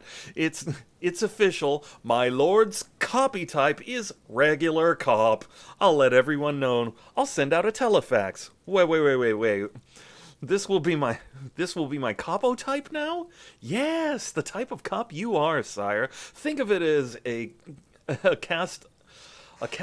class even, a national regular law officials that you belong to. It comes, of course, with the usual benefits. Why not? Send out the telefax then. I'm not ashamed. Oh. Let's see. Done and done. No actual communiques will be sent, of course. That would be too dramatic. Alright, I want to see what boring cop. Regular law official. Oh, no way I'm dropping Inland Empire, not even for an hour. Poop. Poopy. Alright. Always a pleasure to see an officer at officers. Alright. Oh, that's right, I have the clothing to help me. Alright, what's dropping my composure here? Ah, my shoes. But perhaps I need the authority. Still. Every little bit helps. Sure does. Now you can have a little bit more composure. Believe it or not, I need some composure. I never thought I could be so needy. Yellow. Oh, what was it? No. Yellow.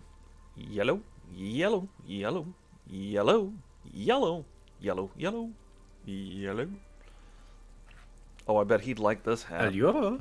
Alright.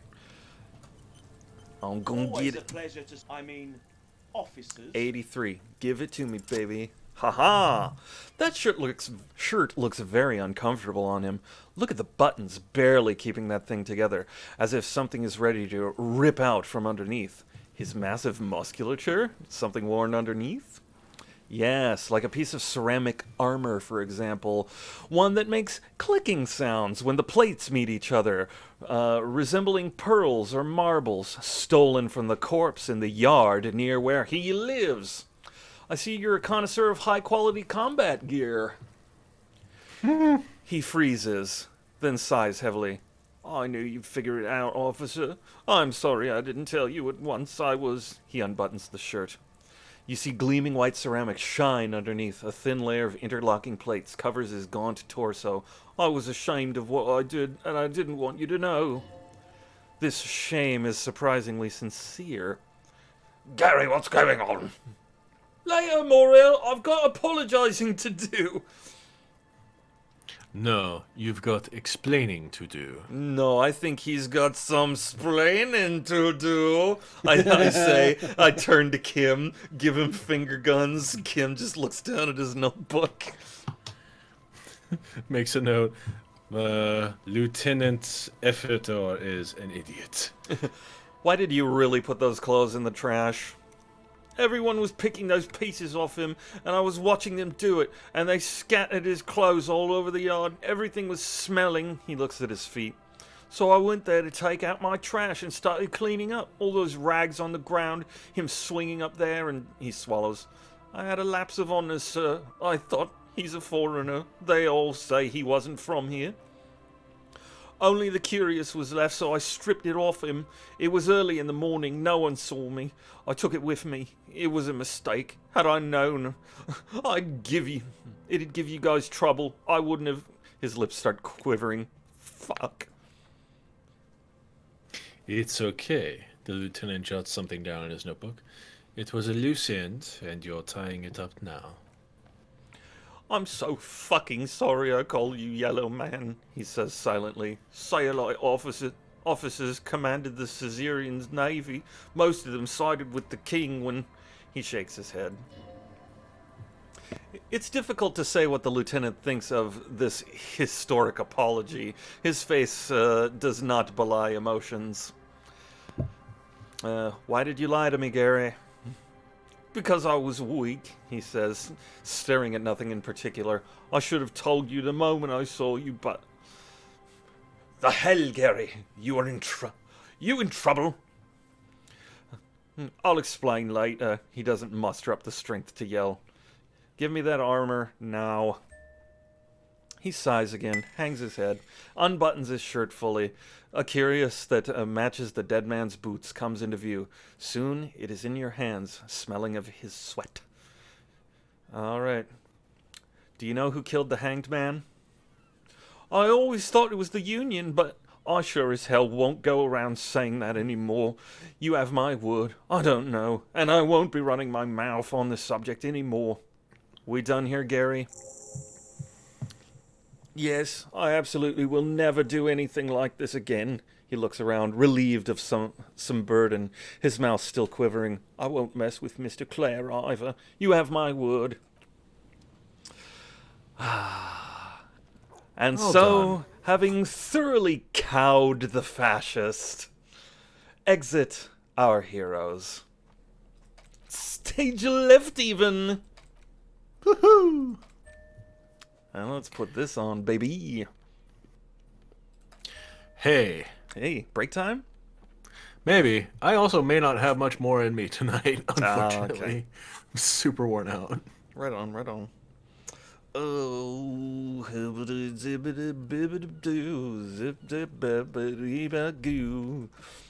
okay, we'll do one last thing.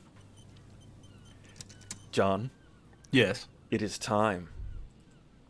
Do you know what time it is? Karaoke time. Goddamn right, it's karaoke time. Karaoke time! Karaoke. I've been waiting for this. You've been fucking teasing and working on this for like ages now, and I'm like, stop edging and let it go. Never. Oh, hey, it's Wompty Dump. Oh, it's no. I don't know what his name is. I thought his name was something. Shame you don't got another half hour in you. We could meet the pigs. We could... Yeah, sorry, I'm super tired. Going back to work after a week off it drained me. I am drained. Drained of life and vitality. I am drained of life and vitality. Now, I'm like Trump after the election, Biden, his grin after winning. Speaking in metaphors or whatever it was. The Like, policeman. I hope the waves don't keep you up at night. What can I help you with? I found this jacket, but it's filthy. Could you wash it for me? I can wash it for you, she says after looking at the jacket. But it's going to take about half an hour. Think you can stay put for that long? Hell yeah. No, we must run around ceaselessly. It would be torture to stay put. I could use a breather. It's been another track and field day, the lieutenant says, rubbing his thigh. Sorry for the running. Yeah, I'll wait. Yeah, no. I got places to go, Kim. I got speed to snort. I love that he sasses you about it. It's so fucking funny to me. Must say, I'm proud of this one. She nods, handing the jacket. I like that the game is sassing you for not taking your time and smelling the roses, basically. Let's see. She's handing the jacket. What are you, down. some kind of speedrunner? It's pretty nice underneath all the filth. I hope I'll have an easier life in your hands. All right. See ya. We got a new clothes. See. New clothes. It's a fountain jacket. Now, if I recall correctly, the gloves are somewhere in the fishing village here, but I don't remember where. Any butts. Any blunts? Oh, hello. Trap number 1. Are you a blunt man or a joint man? Let's see. Let's take a look around. The reeds bend formally towards the sand. You see slabs of concrete north. In the east, the city center hums to you. The constant distant song louder on this part of the coast, nearer somehow, and there's that cold again. Always the cold. It gets in your bones and never leaves. Reach for the trap. Locusts are crawling around in the trap, confused but uneaten. You see no carnivorous reed phasmid gorging on them. Big surprise, the lieutenant grins mirthlessly. Anyway, 1 down, 3 to go. No need to grin. I'm not expecting to find anything. I'm helping some citizens and getting some fresh air. I meant no offense, just the lieutenant doesn't know how to finish the sentence. He looks at you, putting the trap back on the ground. That's one. You're such a helpy boy. I am the helpy boy. I am the one who assists. Get that money for your assistance. Get them monies, honeys. We should probably identify the button now. I'm kidding. You're working hard for the money, honey. I work hard for the money. So hard for the money. Would it be awful if I kept playing after you left? No, if you want to do that, go ahead. Because I know you'll watch it afterwards. So I sure as shit will. I want to play a lot. Play your games.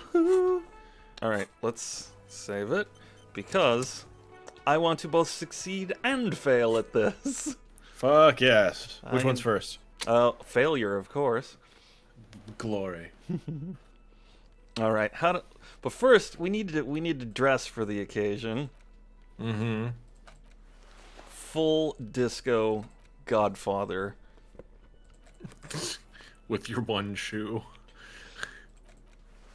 No. There we go. Oh my god. Plastic raincoat. Ugh. You're disgusting, sir. I'm just gonna take off my pants. the one shoe. This is the highlight of the stream. What's the worst? Oh my god. Sonora card cage. Oh man. Oh man. Just put on my Man from Yamdal shirt. Oh no, that one would actually help. Hold on. What is the stuff that you need for this? I think the thing that'll help me most is drama. Okay. I just want to dress as goofy as possible. You're succeeding so far. Nope. I am my eyes are offended. No pants. No pants whatsoever. Oh god, do I have sans pants? Oh my god. I'll do the yellow pants. Why not? Perfect. You look horrifying. Alright. Where's my tape? Smallest church in San. Here we go. Chip plus tape.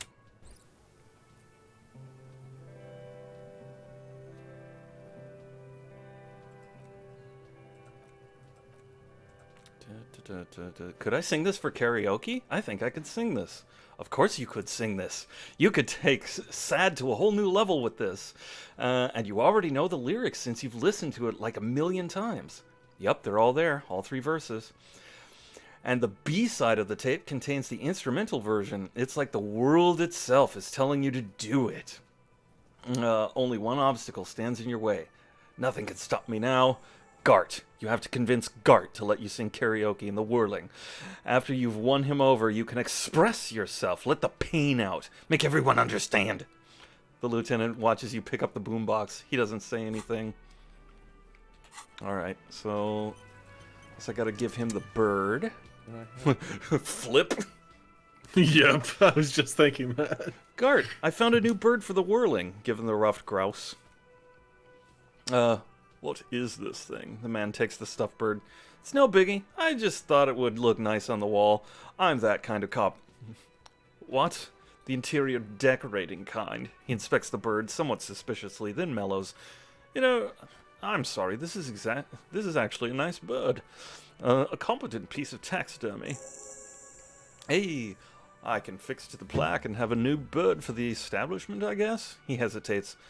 So, I don't know. Thank you. I'm gonna go with thank you. People just don't know how to accept gifts, especially taxidermy. He likes it. He likes the bird. It solves his broken bird problem. This was mostly about the fucking cardio. Massive cardio here. You'll live till 90, or you'll get a heart attack from running. Heart attack. I feel good about our work here today, the lieutenant nods. It's all about the little things, like bringing people random stuffed animals. Gart, I need to sing karaoke. Now. No, you don't. It's not happening. He tries not to look at you. It's dangerous to acknowledge the karaoke man. Yeah, but look him in the eye. Man. Johnny Law is about to tear it up sad style. The whirling doesn't need more sad style. That's one of the styles it can do without right now. Why do you even have a PA system if no one's going to use it? It's for the... He begins confidently, but then stumbles on his own words. It's for no one. It's a prop. I'm not letting anyone use it for the great karaoke catastrophe of 44. What happened in 44? A lot of people got killed because some asshole went to sing karaoke. When was the last time you had a band play here? It's not for bands, it's for clients. Some clients, okay? Not you. I'm a real client, I've paid my bills, and I have the right to use the karaoke machine. Huh, well... He comes up with a counter-argument. We don't have any tapes. They all got stolen. It's all right. I have my own song with me. Give him the tape for the smallest church in San. The man in the vest and the violet shirt stares at the tape you've just given him. He begins to frown. Hard.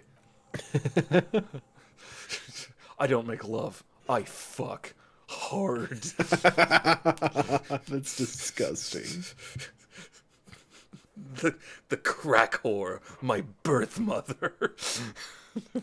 Fine, climb on the stage and do your thing. Just get out of my hair. He shakes the tape at you. I'll plug it in for you. Damn this karaoke machine. I'm having it uninstalled, he mumbles to himself. Oh yeah, time to do damage. All right. This is going to be a disaster. I'm tempted to do it right the first time, so you hear it good. So you hear the lyrics the good way the first time. Yeah. On the other hand, fuck it.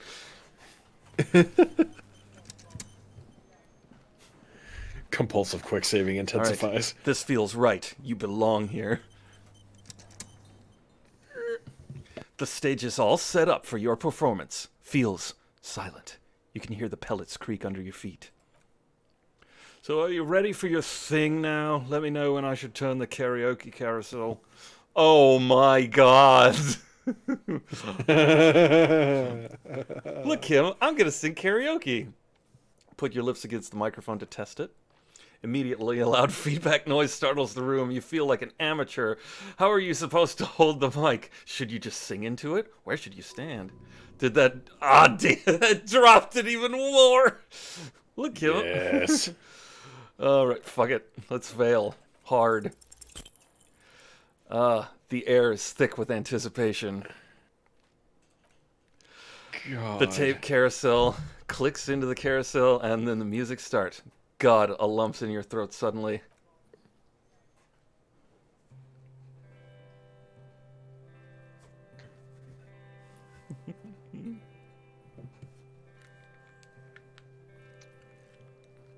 Ladies and gentlemen, me at karaoke. I would often go there to the tiny church there, the smallest church in San. Now it once was larger. Oh my god. How the river may rest there. God, I hate it. Down through the stop. Fucking stop. Nope. Towards the seven sisters. Towards those pale cliffs there. I would often stay there in the tiny yard there. I have been so glad here, looking forward to the past here. But now Look at that. you're all alone. Oh my god, it's awful. None of this matters.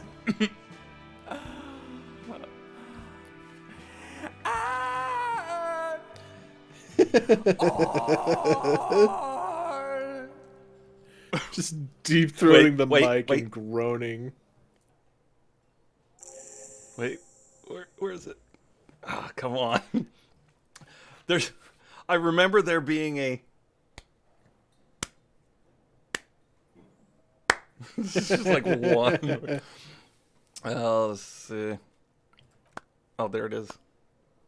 Do you hear that? The most pathetic applause in the world, made of pity, no matter the time of day or how small the audience. This is a pitiful applause. I'm here singing my fucking heart out, and it's not good enough for you fuckers. Oh my god, fuck you. I gave it my fucking best. I gave it everything, and you shit on me. Oh, Your boy. words echo in the karaoke mic. They sound sparse. The room is almost empty. Quit yelling into the mic, you hear from the Union Book. Oh my god. Fuck you. I have to do all of it. Oh no. Just stand there. Let's go, officer. These people wouldn't know a good performance if it bit them in the ass. You liked it? Detective Dubois, he bows slightly. It was downright tragic. Now let's go. It was. As bad as it could get. Alright, show me how good this can be. I'm curious now. It was downright tragic. That was terrible. All right, we are getting dramaed up, baby. Yeah. Okay, this helps with drama. Oh my god. Empathy, logic, esprit de corps. I got 2 points in drama so far. Noise. Physical instrument, shivers, esprit de corps, half-blood, da-da-da. Empathy, logic, suggestion. Yeah, da-da-da-da. Oh, god damn. I don't want to take off my tie, though. I mustn't. I must not take off my tie. Leave it on. Ooh. Leave it on during. Yeah. You have to leave it on during.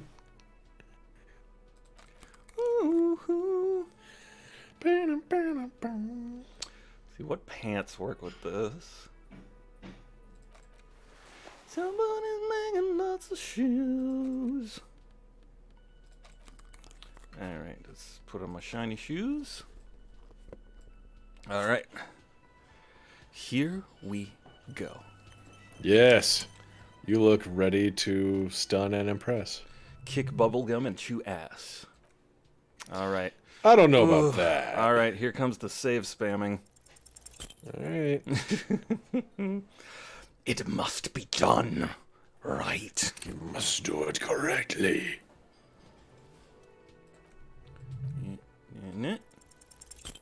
Nope, nope. Damn you. I'm upset. You're ruining my immersion. So fight a little longer with Big Mad. Oh, maybe I can put a point into drama. Nope. Dramba. Not unless I smoke something. Oh. Unless. Fingertips poke. Hey. Yes. The air is thick with anticipation. The tape All right. clicks into the carousel and the music starts. Yes.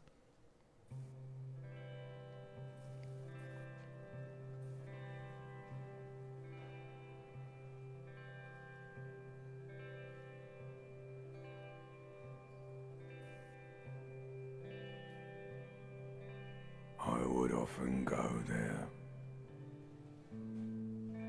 to the tiny church there. The smallest church in San. Though it once was larger. How the realm may rest there. Down through the mist there. Toward the Seven Sisters. Toward those pale cliffs there. I would often stay there. In that tiny yard there. I have been so glad here. Looking forward to the past here. But now, you are all alone. None of this matters. No, none of this matters at all. Oh, that was a lot more spoken word. Yeah. I like it. I like that. It's kind of right. Noise. Let's see. A lonely applause echoes through the mostly empty cafeteria. It's Gart. Not bad, he tells you with an approving nod. Yes, not bad at all. The lieutenant joins in. You feel your hands shake as awareness of your body returns to you. Thank you, ancient reptilian brain. No reply. There is silence now in the deep where the voice came from. It is receding into you to return only in your dreams and nightmares. Thanks for First bearing with me. response. I'm gonna get back to work right now. What? Okay. I don't. I was gonna say I like the first response, but maybe the third one's the best. Yeah. Yes. I'm going to unplug the microphone. Okay, he unplugs it. Can I have my tape back? No. It's gone forever. Well, right on. Yay! I beat karaoke. Good job. Save it so it's the canon procedure through this playthrough. Stream 8.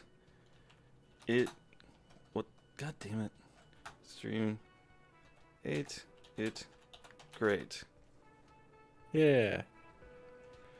And did I hit the 8 mute button? No, okay. No, I hear you. All right. I have the number 8 on my keypad. I realized I had 8 on my keypad as a mute hotkey. All right. Gotcha. We beat karaoke. Yay! Woo! How long has this been going? Probably not 3 2.5 hours. Probably not 3 hours yet. Well, if you're gonna go, I'm gonna stay for a little bit. I'm gonna keep playing, talk to people's. Okay. See I'm what's out. up. Have a good New Year, everybody. Happy 2021. Happy New Year! Woo! Bye. And yet I remain. All right. All right. Let's change back into into not the horror show. Yeah. Silk kimono and a offensive hat. And let's see. Put this back on. Oh, these boots only have upgradiness. That's probably better. There we go. What do these glasses do? My glasses. Okay. Settle for this.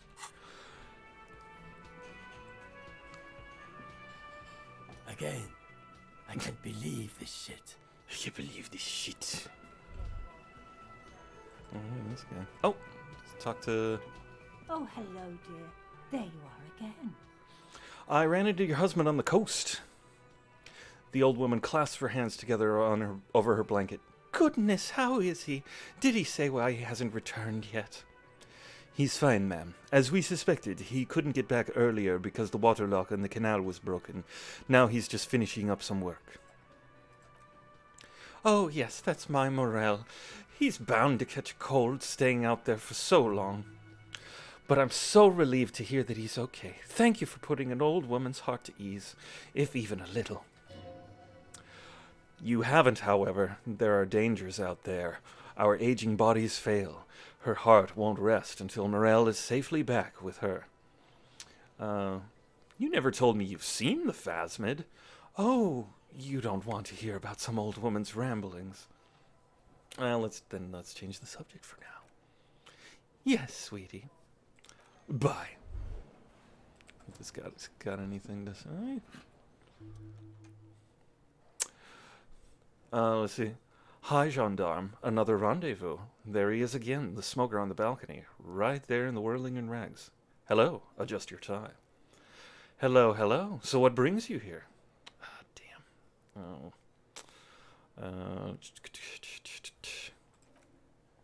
Bye-bye, gendarme. Let's see. What do I have that can increase my composure? Let's see. Maybe you could bring some I can't remember the word for it. Compost. That would help your composure. No, that would help my decomposure. Oh! Let's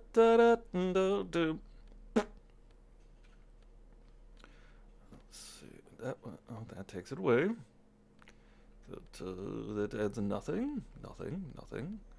Drama, logic. I have no composure boosts from anything. Groovy. Come on, baby. Damn you. Damn the luck. Unless.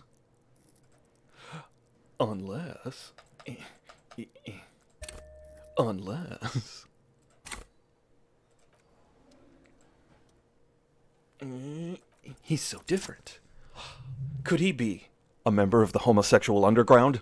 Dun dun dun. Yes, this man is definitely one of the homos. I've seen them homos with my own eyes. This sexual thing seems interesting. Ask around. Become involved. Are you part of the homosexual underground? The homosexual underground? The smoker sits up immediately, his eyes wide with amused surprise. A honeyed smile lingers on his lips. Why, yes, I am, officer. Why? Do you want to investigate me? Yes, I want to hear more about this homosexual underground you're part of. Oh, it's a pleasure group. A sub rosa pleasure group congregating in cellars under the cover of night. Saturday night, sometimes even Friday night. But what about Thursday night? Or Thursday night? Sometimes the congregating doesn't even end. It carries on into our daily life. He lowers his voice conspiratorially and looks around. But why do you convene? What do you do? Oh, we're ambitious. We want to destroy the last vestiges of meaning, the last things people in Revachol have to hold on to, the true symbols of security, the meanings of man and woman, mother and father, their marriage. Everything will be constantly shifting and moving under our rule. The future will belong to a circus of identities, just spinning around, surreal and unreal. You won't even know who you are anymore. Oh man, this guy'd make Jordan Peterson's head explode. Let's see. Does it have anything to do with disco? Yes, we also listen to a lot of disco. Some say we engineered disco to spread our vision of a vertiginous, ever-changing society where all there is razzle-dazzle of gold. We are going to change the family union with all this razzmatazz and finger dancing, he wiggles his hands, and with mysteries, of course. The mysteries are also of sexual nature, very esoteric. I do like disco. Maybe I should get into it. You can't just get into it. You have to be born into it. One is either already in the homosexual movement or forever excluded from it. What if I can't remember if I'm in or not? What if I can't remember anything about my life aside from the fact that I like disco? Beautiful. The smoker crawls up to you like an animal preparing to jump. Beautiful. That's exactly what we're looking for. Who knows? Maybe you were homosexual in the past. Maybe all of this has been repressed. He circles his hands around you. I have to say that you do look like someone who might be part of the underground. You have that very distinctive, I can't understand what's going on here look. Okay, I have to think about it. This is going to be like a 20-hour mind project for me. 20 hours at least. Got it. Absolutely wonderful. Tell me again about that muscular type who kept trying to investigate the crime. Oh yes, let's see. He knocked on my door a few days after the lynching. I think he was going through the entire building asking questions. What did you tell him? Nothing. That I didn't see anything. And he believed you? Why shouldn't he? Did you tell him about your friend? He takes another drag of his cigarette before knitting his brows. What friend? Your Sunday friend, the witness? No, I don't think it came up. What did he look like? Muscular, handsome, he shrugs nonchalantly. Strong, like one of those military types. Was he alone? Yes, but he was speaking to someone on his earpiece. What was he saying? Just reporting back to whatever I was telling him.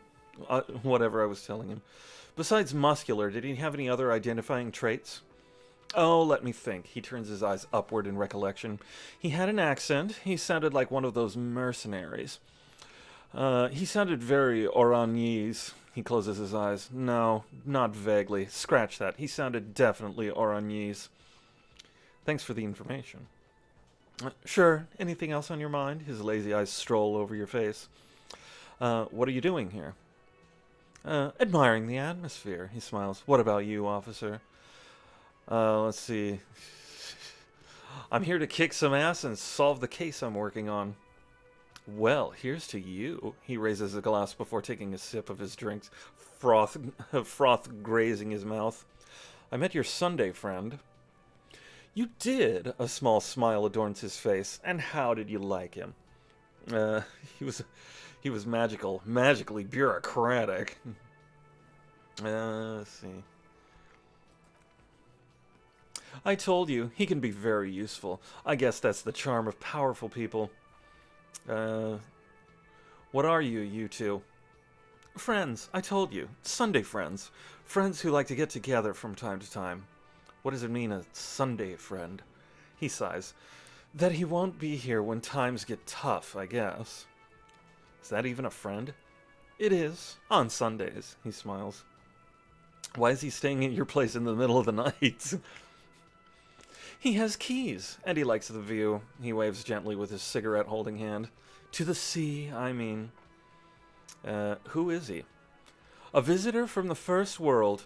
He's not like you and me, gendarme. He smiles, and his smile seems melancholic. He can always return. Return where? To his opportunities in Occident, sur le clef still. He breathes in and keeps his lungs filled for a moment before letting it out. His coming and going brings some life to the village. Or is it just money? I don't know. He stares at the bar. I don't want to talk about other people. I want to talk about you. He hums. What about me, gendarme? Bye-bye, gendarme. Gendarme. I think I used the thing in the composure. Now I don't have enough money for my thought cabinet on whether or not I belong in the homosexual underground. The tragedy and the tapestry of the horror of the Lord of the binding of the ring of the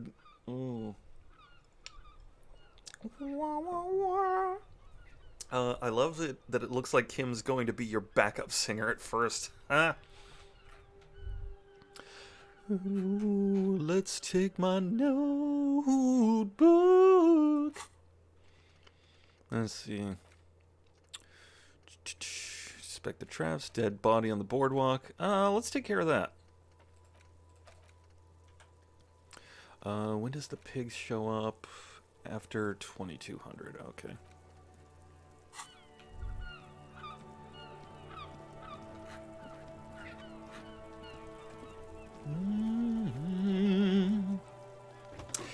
Inside, you see a set of steering levers. Yeah, we've done this before. Let's see. I need to report a dead body on the Martinez boardwalk. One moment. You can hear her shuffling through some papers.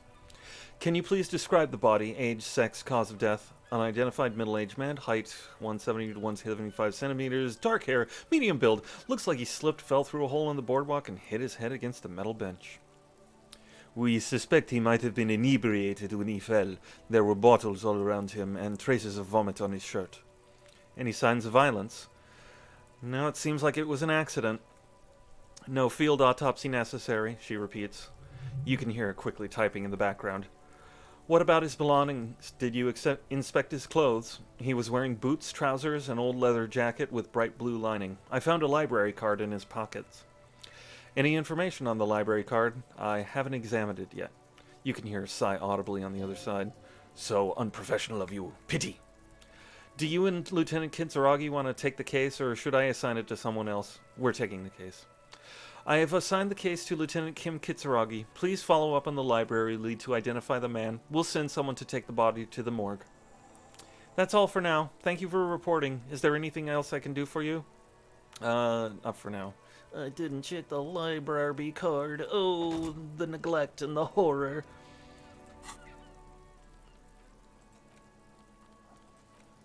Interact, baby. The library card is folded in two and still slightly wet to the touch. The front side reads, Central Jamrock Public Library Card, issued to Billy Mayon, expires July 53. Billy is a unisex name, could be the deceased or his family. Look at inside. Whoever owns this card is an avid reader. You find a list of books written in blue pencil. Radio thriller, Stand a Little Less Between Me and the Sun. And the last one in the list is The Glinting Curve by M. Thibault. Maybe it's Tybalt. A library stamp indicates the book has been returned. Most of these titles seem to be in sci-fi genre, some thrillers too. Look at the back.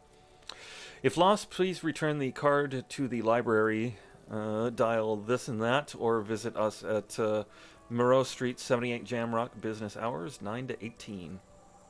Good, he takes a note. We should give them a call from Makinima, see if we can learn anything about Billy Mejon.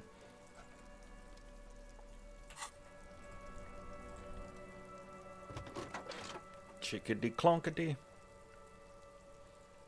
Radio. Let's see. I'm afraid they're closed. Oh, that's their actual hours. Whoopsie doodles. We should try again during business hours. I need you to connect me to... Nah, no, okay. Alright. I will call the library tomorrow morning. I gotta kill 6 hours if I'm gonna meet the pigs. I don't think I can make it. I'm not gonna make it that long. Alright. What is next? Where's the rest of the armor? The victim's tattoos.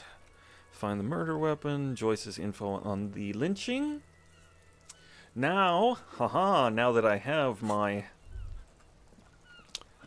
badge, I can talk to the lady. I guess I could talk to Plaisance. I have left her hanging for about 8 weeks now, I think it was, since since I explored the doomed commercial area.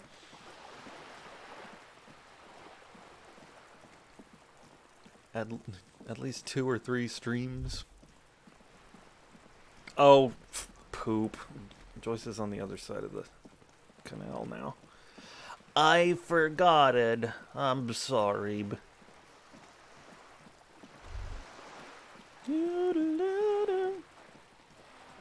I'm just gonna cross whatever's off on my list. I'm just diligent copman.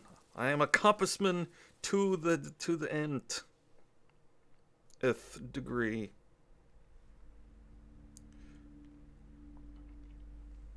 Oh shoot! Don't do that, you fool! At least she's open. That's cool. You're alive and well.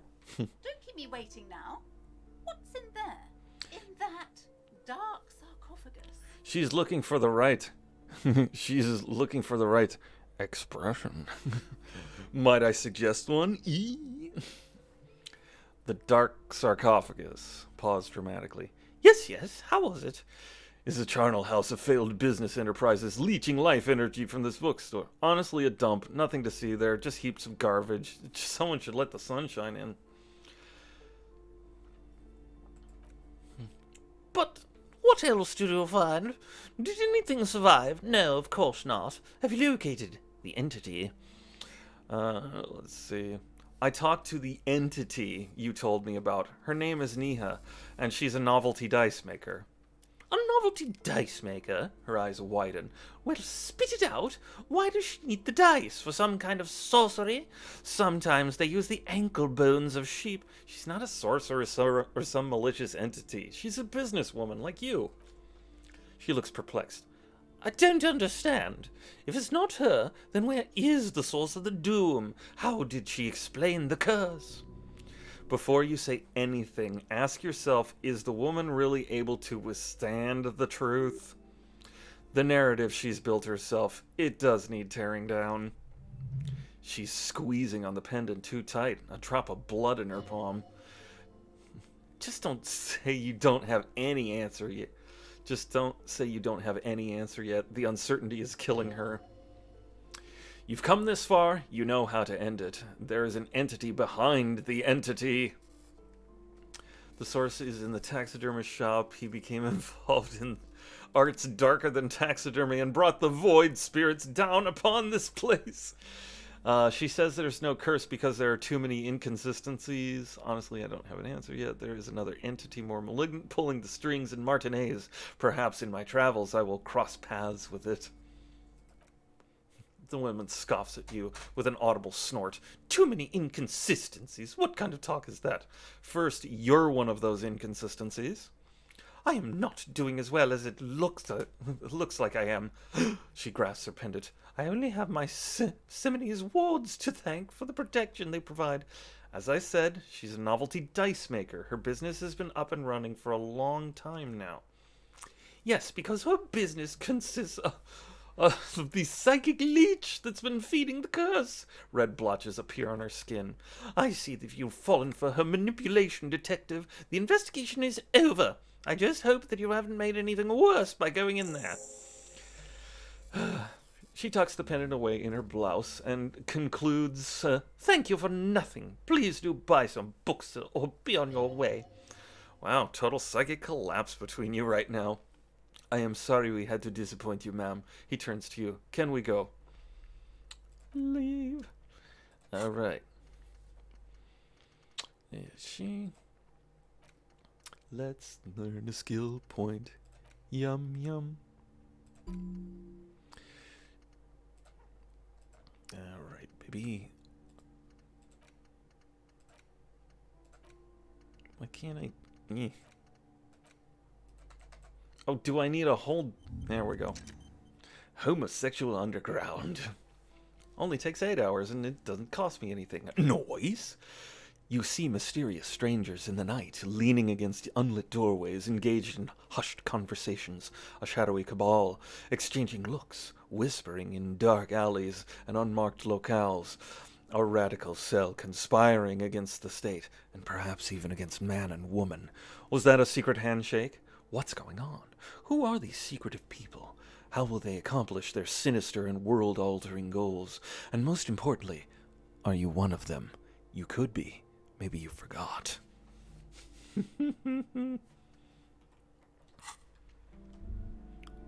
The world may never know. Doo doo doo doo.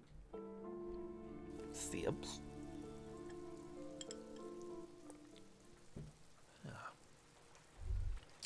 What to do next? What to do next? Let's look at our notebook.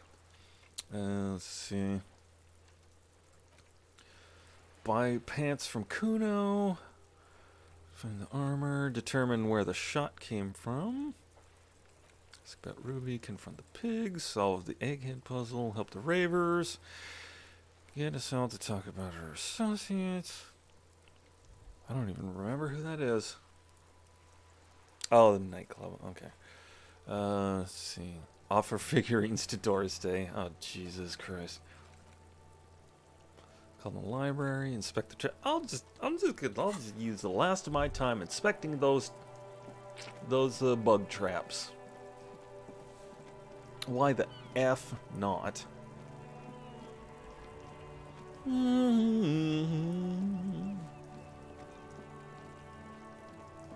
it over here? Oh, back over here. Oh, look, a safety rail. How novel.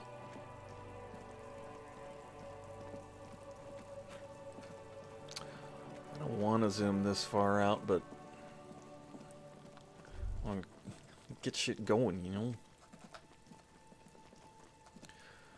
Reads. Oh, hello. Unchecked box. What do you contain?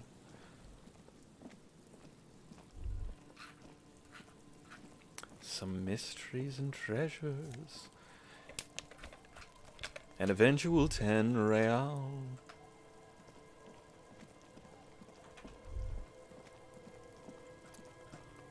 Oh, I haven't I haven't talked to these hobuses yet.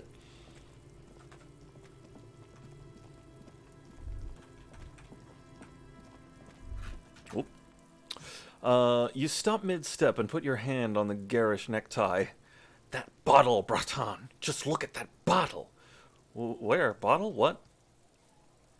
In the drunk's hand on the pipe there, glowing blue, a mysterious otherworldly blue, filled to the brim with holy mysteries.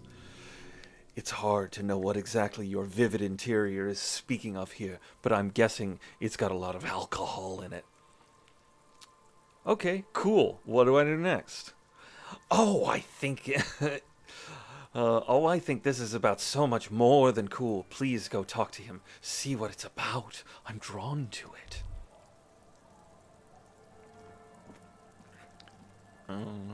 This guy. Okay. Hey, tequila!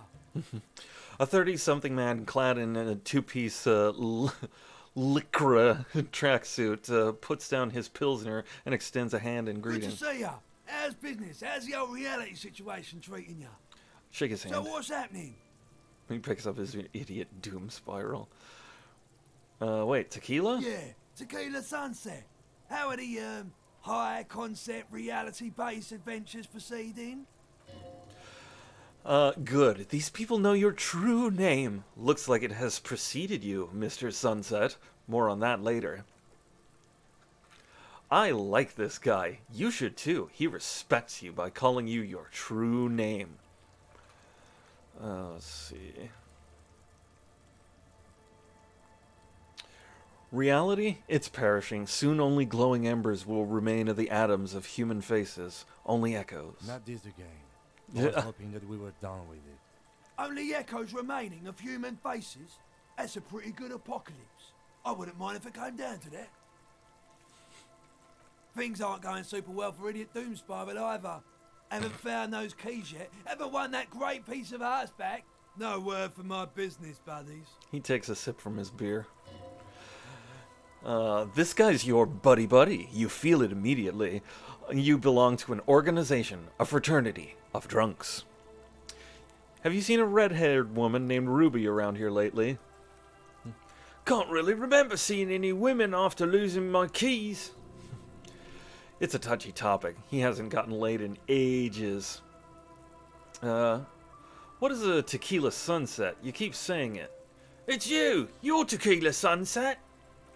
How do you know this? We've met before, don't you remember? Maybe. Maybe. He takes a sip from his beer. You look like you want to know how Tequila Sunset came to be. You look like you want to hear the tale. Tequila Sunset. Something ominous here.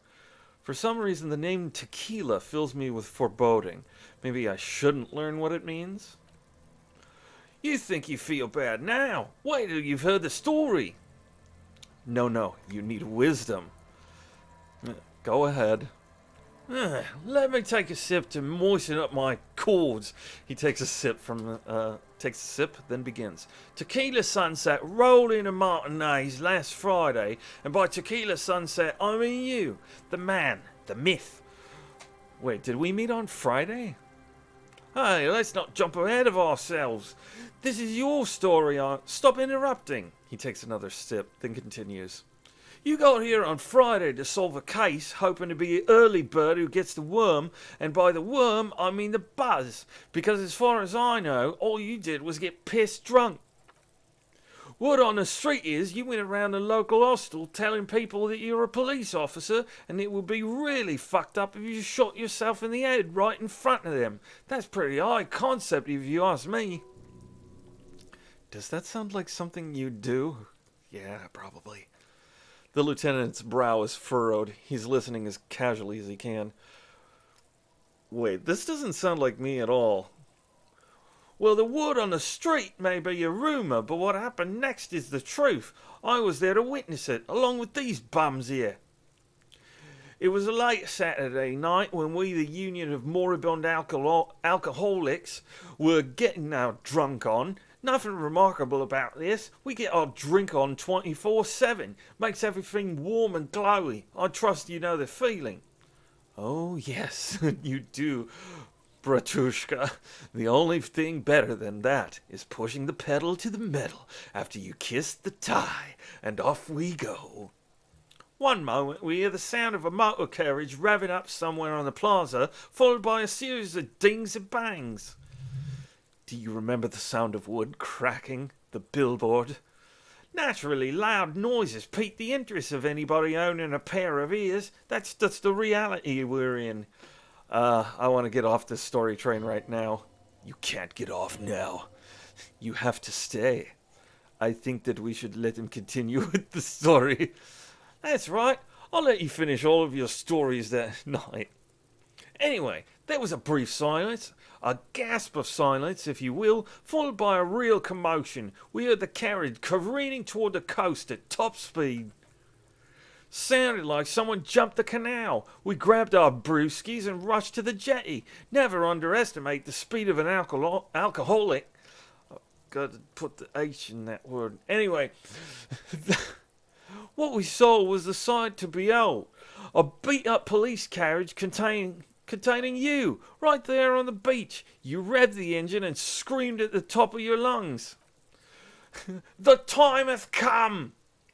So naturally, being the curious cat I am, I asked what time hath come to you, which you replied, the time hath come for Tequila Sunset, the end of all things. Oh my God. Say nothing. It's more dignified that way. After which, your reality contracted, you jammed the pedal, ploughed right off the jetty, and through the ice. Your hands cramp on the steering levers. We ran towards the ice while you crawled your way out, miraculously unhurt, covered in seaweed and shit, like some kind of sea monster. When we finally got there, you were sitting on a beach crying. You said that your badge and uniform were in the car. It was too late to get in there, though. The carriage is sunk too deep. Recognising a brother in need, we offered our condolences and invited you to party with us, which you naturally agreed to. What else was there to do? Thank you, brothers, for your helping hand. We asked about the whole Tequila Sunset thing and told us it was your name now, and instead insisted that we call you that from now on. Let's see. My real name is Harry. No, that's just what your mother called you. Your real name is Tequila Sunset. Just embrace it, brother. How long did we party for? Hours. It was all night drinkathon. Then at some point, I think it was Sunday morning, you got belligerent and wanted to get on about Revacholian women. How they're beautiful and also whores and so on. How one of them fucked you real bad and after a short while you crossed the event horizon, looked sullen, got up and left without saying anything. Wow, that's quite the story. Yeah, I bet Tequila's a fucking legend around the precinct. You must be proud to work with him. If you only knew. Let's see. Did I tell you anything specific about this person that fucked me? You were pretty vague about it, but you kept saying got fucked real hard, and that we've all been fucked too. Please open that door. Don't open that door. No one's fucked me. I do the fucking around here. Abigail. It seemed pretty painful, to be honest with you. If I had to guess, I'd say you're still working through some shit. Did I mention losing anything else now? Did I say anything about my colleagues? You told us that they were a bunch of fucking losers whose main interest was cramping your style. It's more like you were cramping theirs. No specifics, though. It was more about you that night. You were the star of the show. Let's see. Did you get a read on what kind of cop I was? You kept telling us that in your work, you've seen a lot of blood, but that it's nothing compared to the great bloodletting to come. I believe you mentioned something about ground cracking open to swallow cities and dreams of light. Yeah, I remember that simile, whatever the fuck they are. Let's see. Did we talk about politics? Yeah, you kept talking about how the coal mine owners were fucking us all over, just like that woman fucked you. Oh my god. I think this might be payoff for how I've been playing it. Because I'm seeing communist tendencies, I'm seeing apocalypse cop tendencies. Let's see. Say anything about this? I say anything about the case? Yeah, you said it was no biggie and you solve it in no time. He takes a strong quaff of his beer. And that you didn't need anyone to do it. You're doing it solo now. A lot of cops go solo and hermit once they reach that level of alcoholism. It's not meant as a joke. He's sorry for the hermit cop. Alright. Did I mention losing anything else? Beside your gun and your badge, you said something about your hope, heart, or something. To be honest, the details are a little hazy. In retrospect, I guess you lost your motor carriage too. That's a big one. Let's see. I wanted to talk to the other guy. There we go. Good to see you, friend. Do I have deals set up for you, buddy boy? he's like the bum version of Selig. Let's see. Good to see you too, so what friend. Do you want? I got smokes. They're cheap, very cheap. I got Pilsner, great deal. You won't get a better deal on that piss. Spirits I can let go for 300 real. Also, I have speed, and by speed I mean amphetamine. See, there it is. Bratushka, you feel your necktie strangle you with excitement. The spirit. Let's buy the spirit. 300 real is a lot, but this has to be done. This is just another stupid drunk idea I'm having that I'm attributing to my necktie. This is the mystery and truth. I need to buy this spirit. Exactly. This is no ordinary drink. It's what our relationship has been building towards all these years. This is the climax, the mystery, the virginal sigh. The drink is special. You have to buy it from him. Get it off him. Kill him if you have to. Our ultimate fate depends on it, and the fate of many worlds. The lieutenant looks at you, looking at the bottle of spirit, then at Rosemary, suspicious. Let's see. Let's see. Why does the bottle of spirits cost 300 real? See, friend, he brings out a 1-liter bottle with bluish liquid. The mouth is corked shut. It's real valuable, worth every real, if you catch my drift. Got it from a bit of a business venture. No one can buy spirits for 300 bucks. That's crazy. You know what's crazy, actually? He grins, then bursts out laughing, then takes 3 gulps of his Pilsner and stares at you intently. He's finding it difficult to focus on his watery gaze. What? What do you mean, what? What did you think was crazy, either? Earlier. This guy, he says and shakes his index finger at you. Conversation might bring a discount. No? Where'd you get the bottle of spirits from? Oh, this is medicinal spirits, the good stuff. Got it from the doctor's office. He ain't shitting you. Medicinal spirits. Medicinal spirits? Are a blast, Breton. The flaming truth of this joke of a world. I got one of those scientific ampules a few months ago. Torpedo, they called it. It's supposed to keep a man from taking a drink. He spits a nasty yellow clot on the ground before you. Didn't stop me from shit. That's for sure. His voice rings with pride. 5 lemons with half a pack of butter and you're good to go. It's a good tip. I should remember it.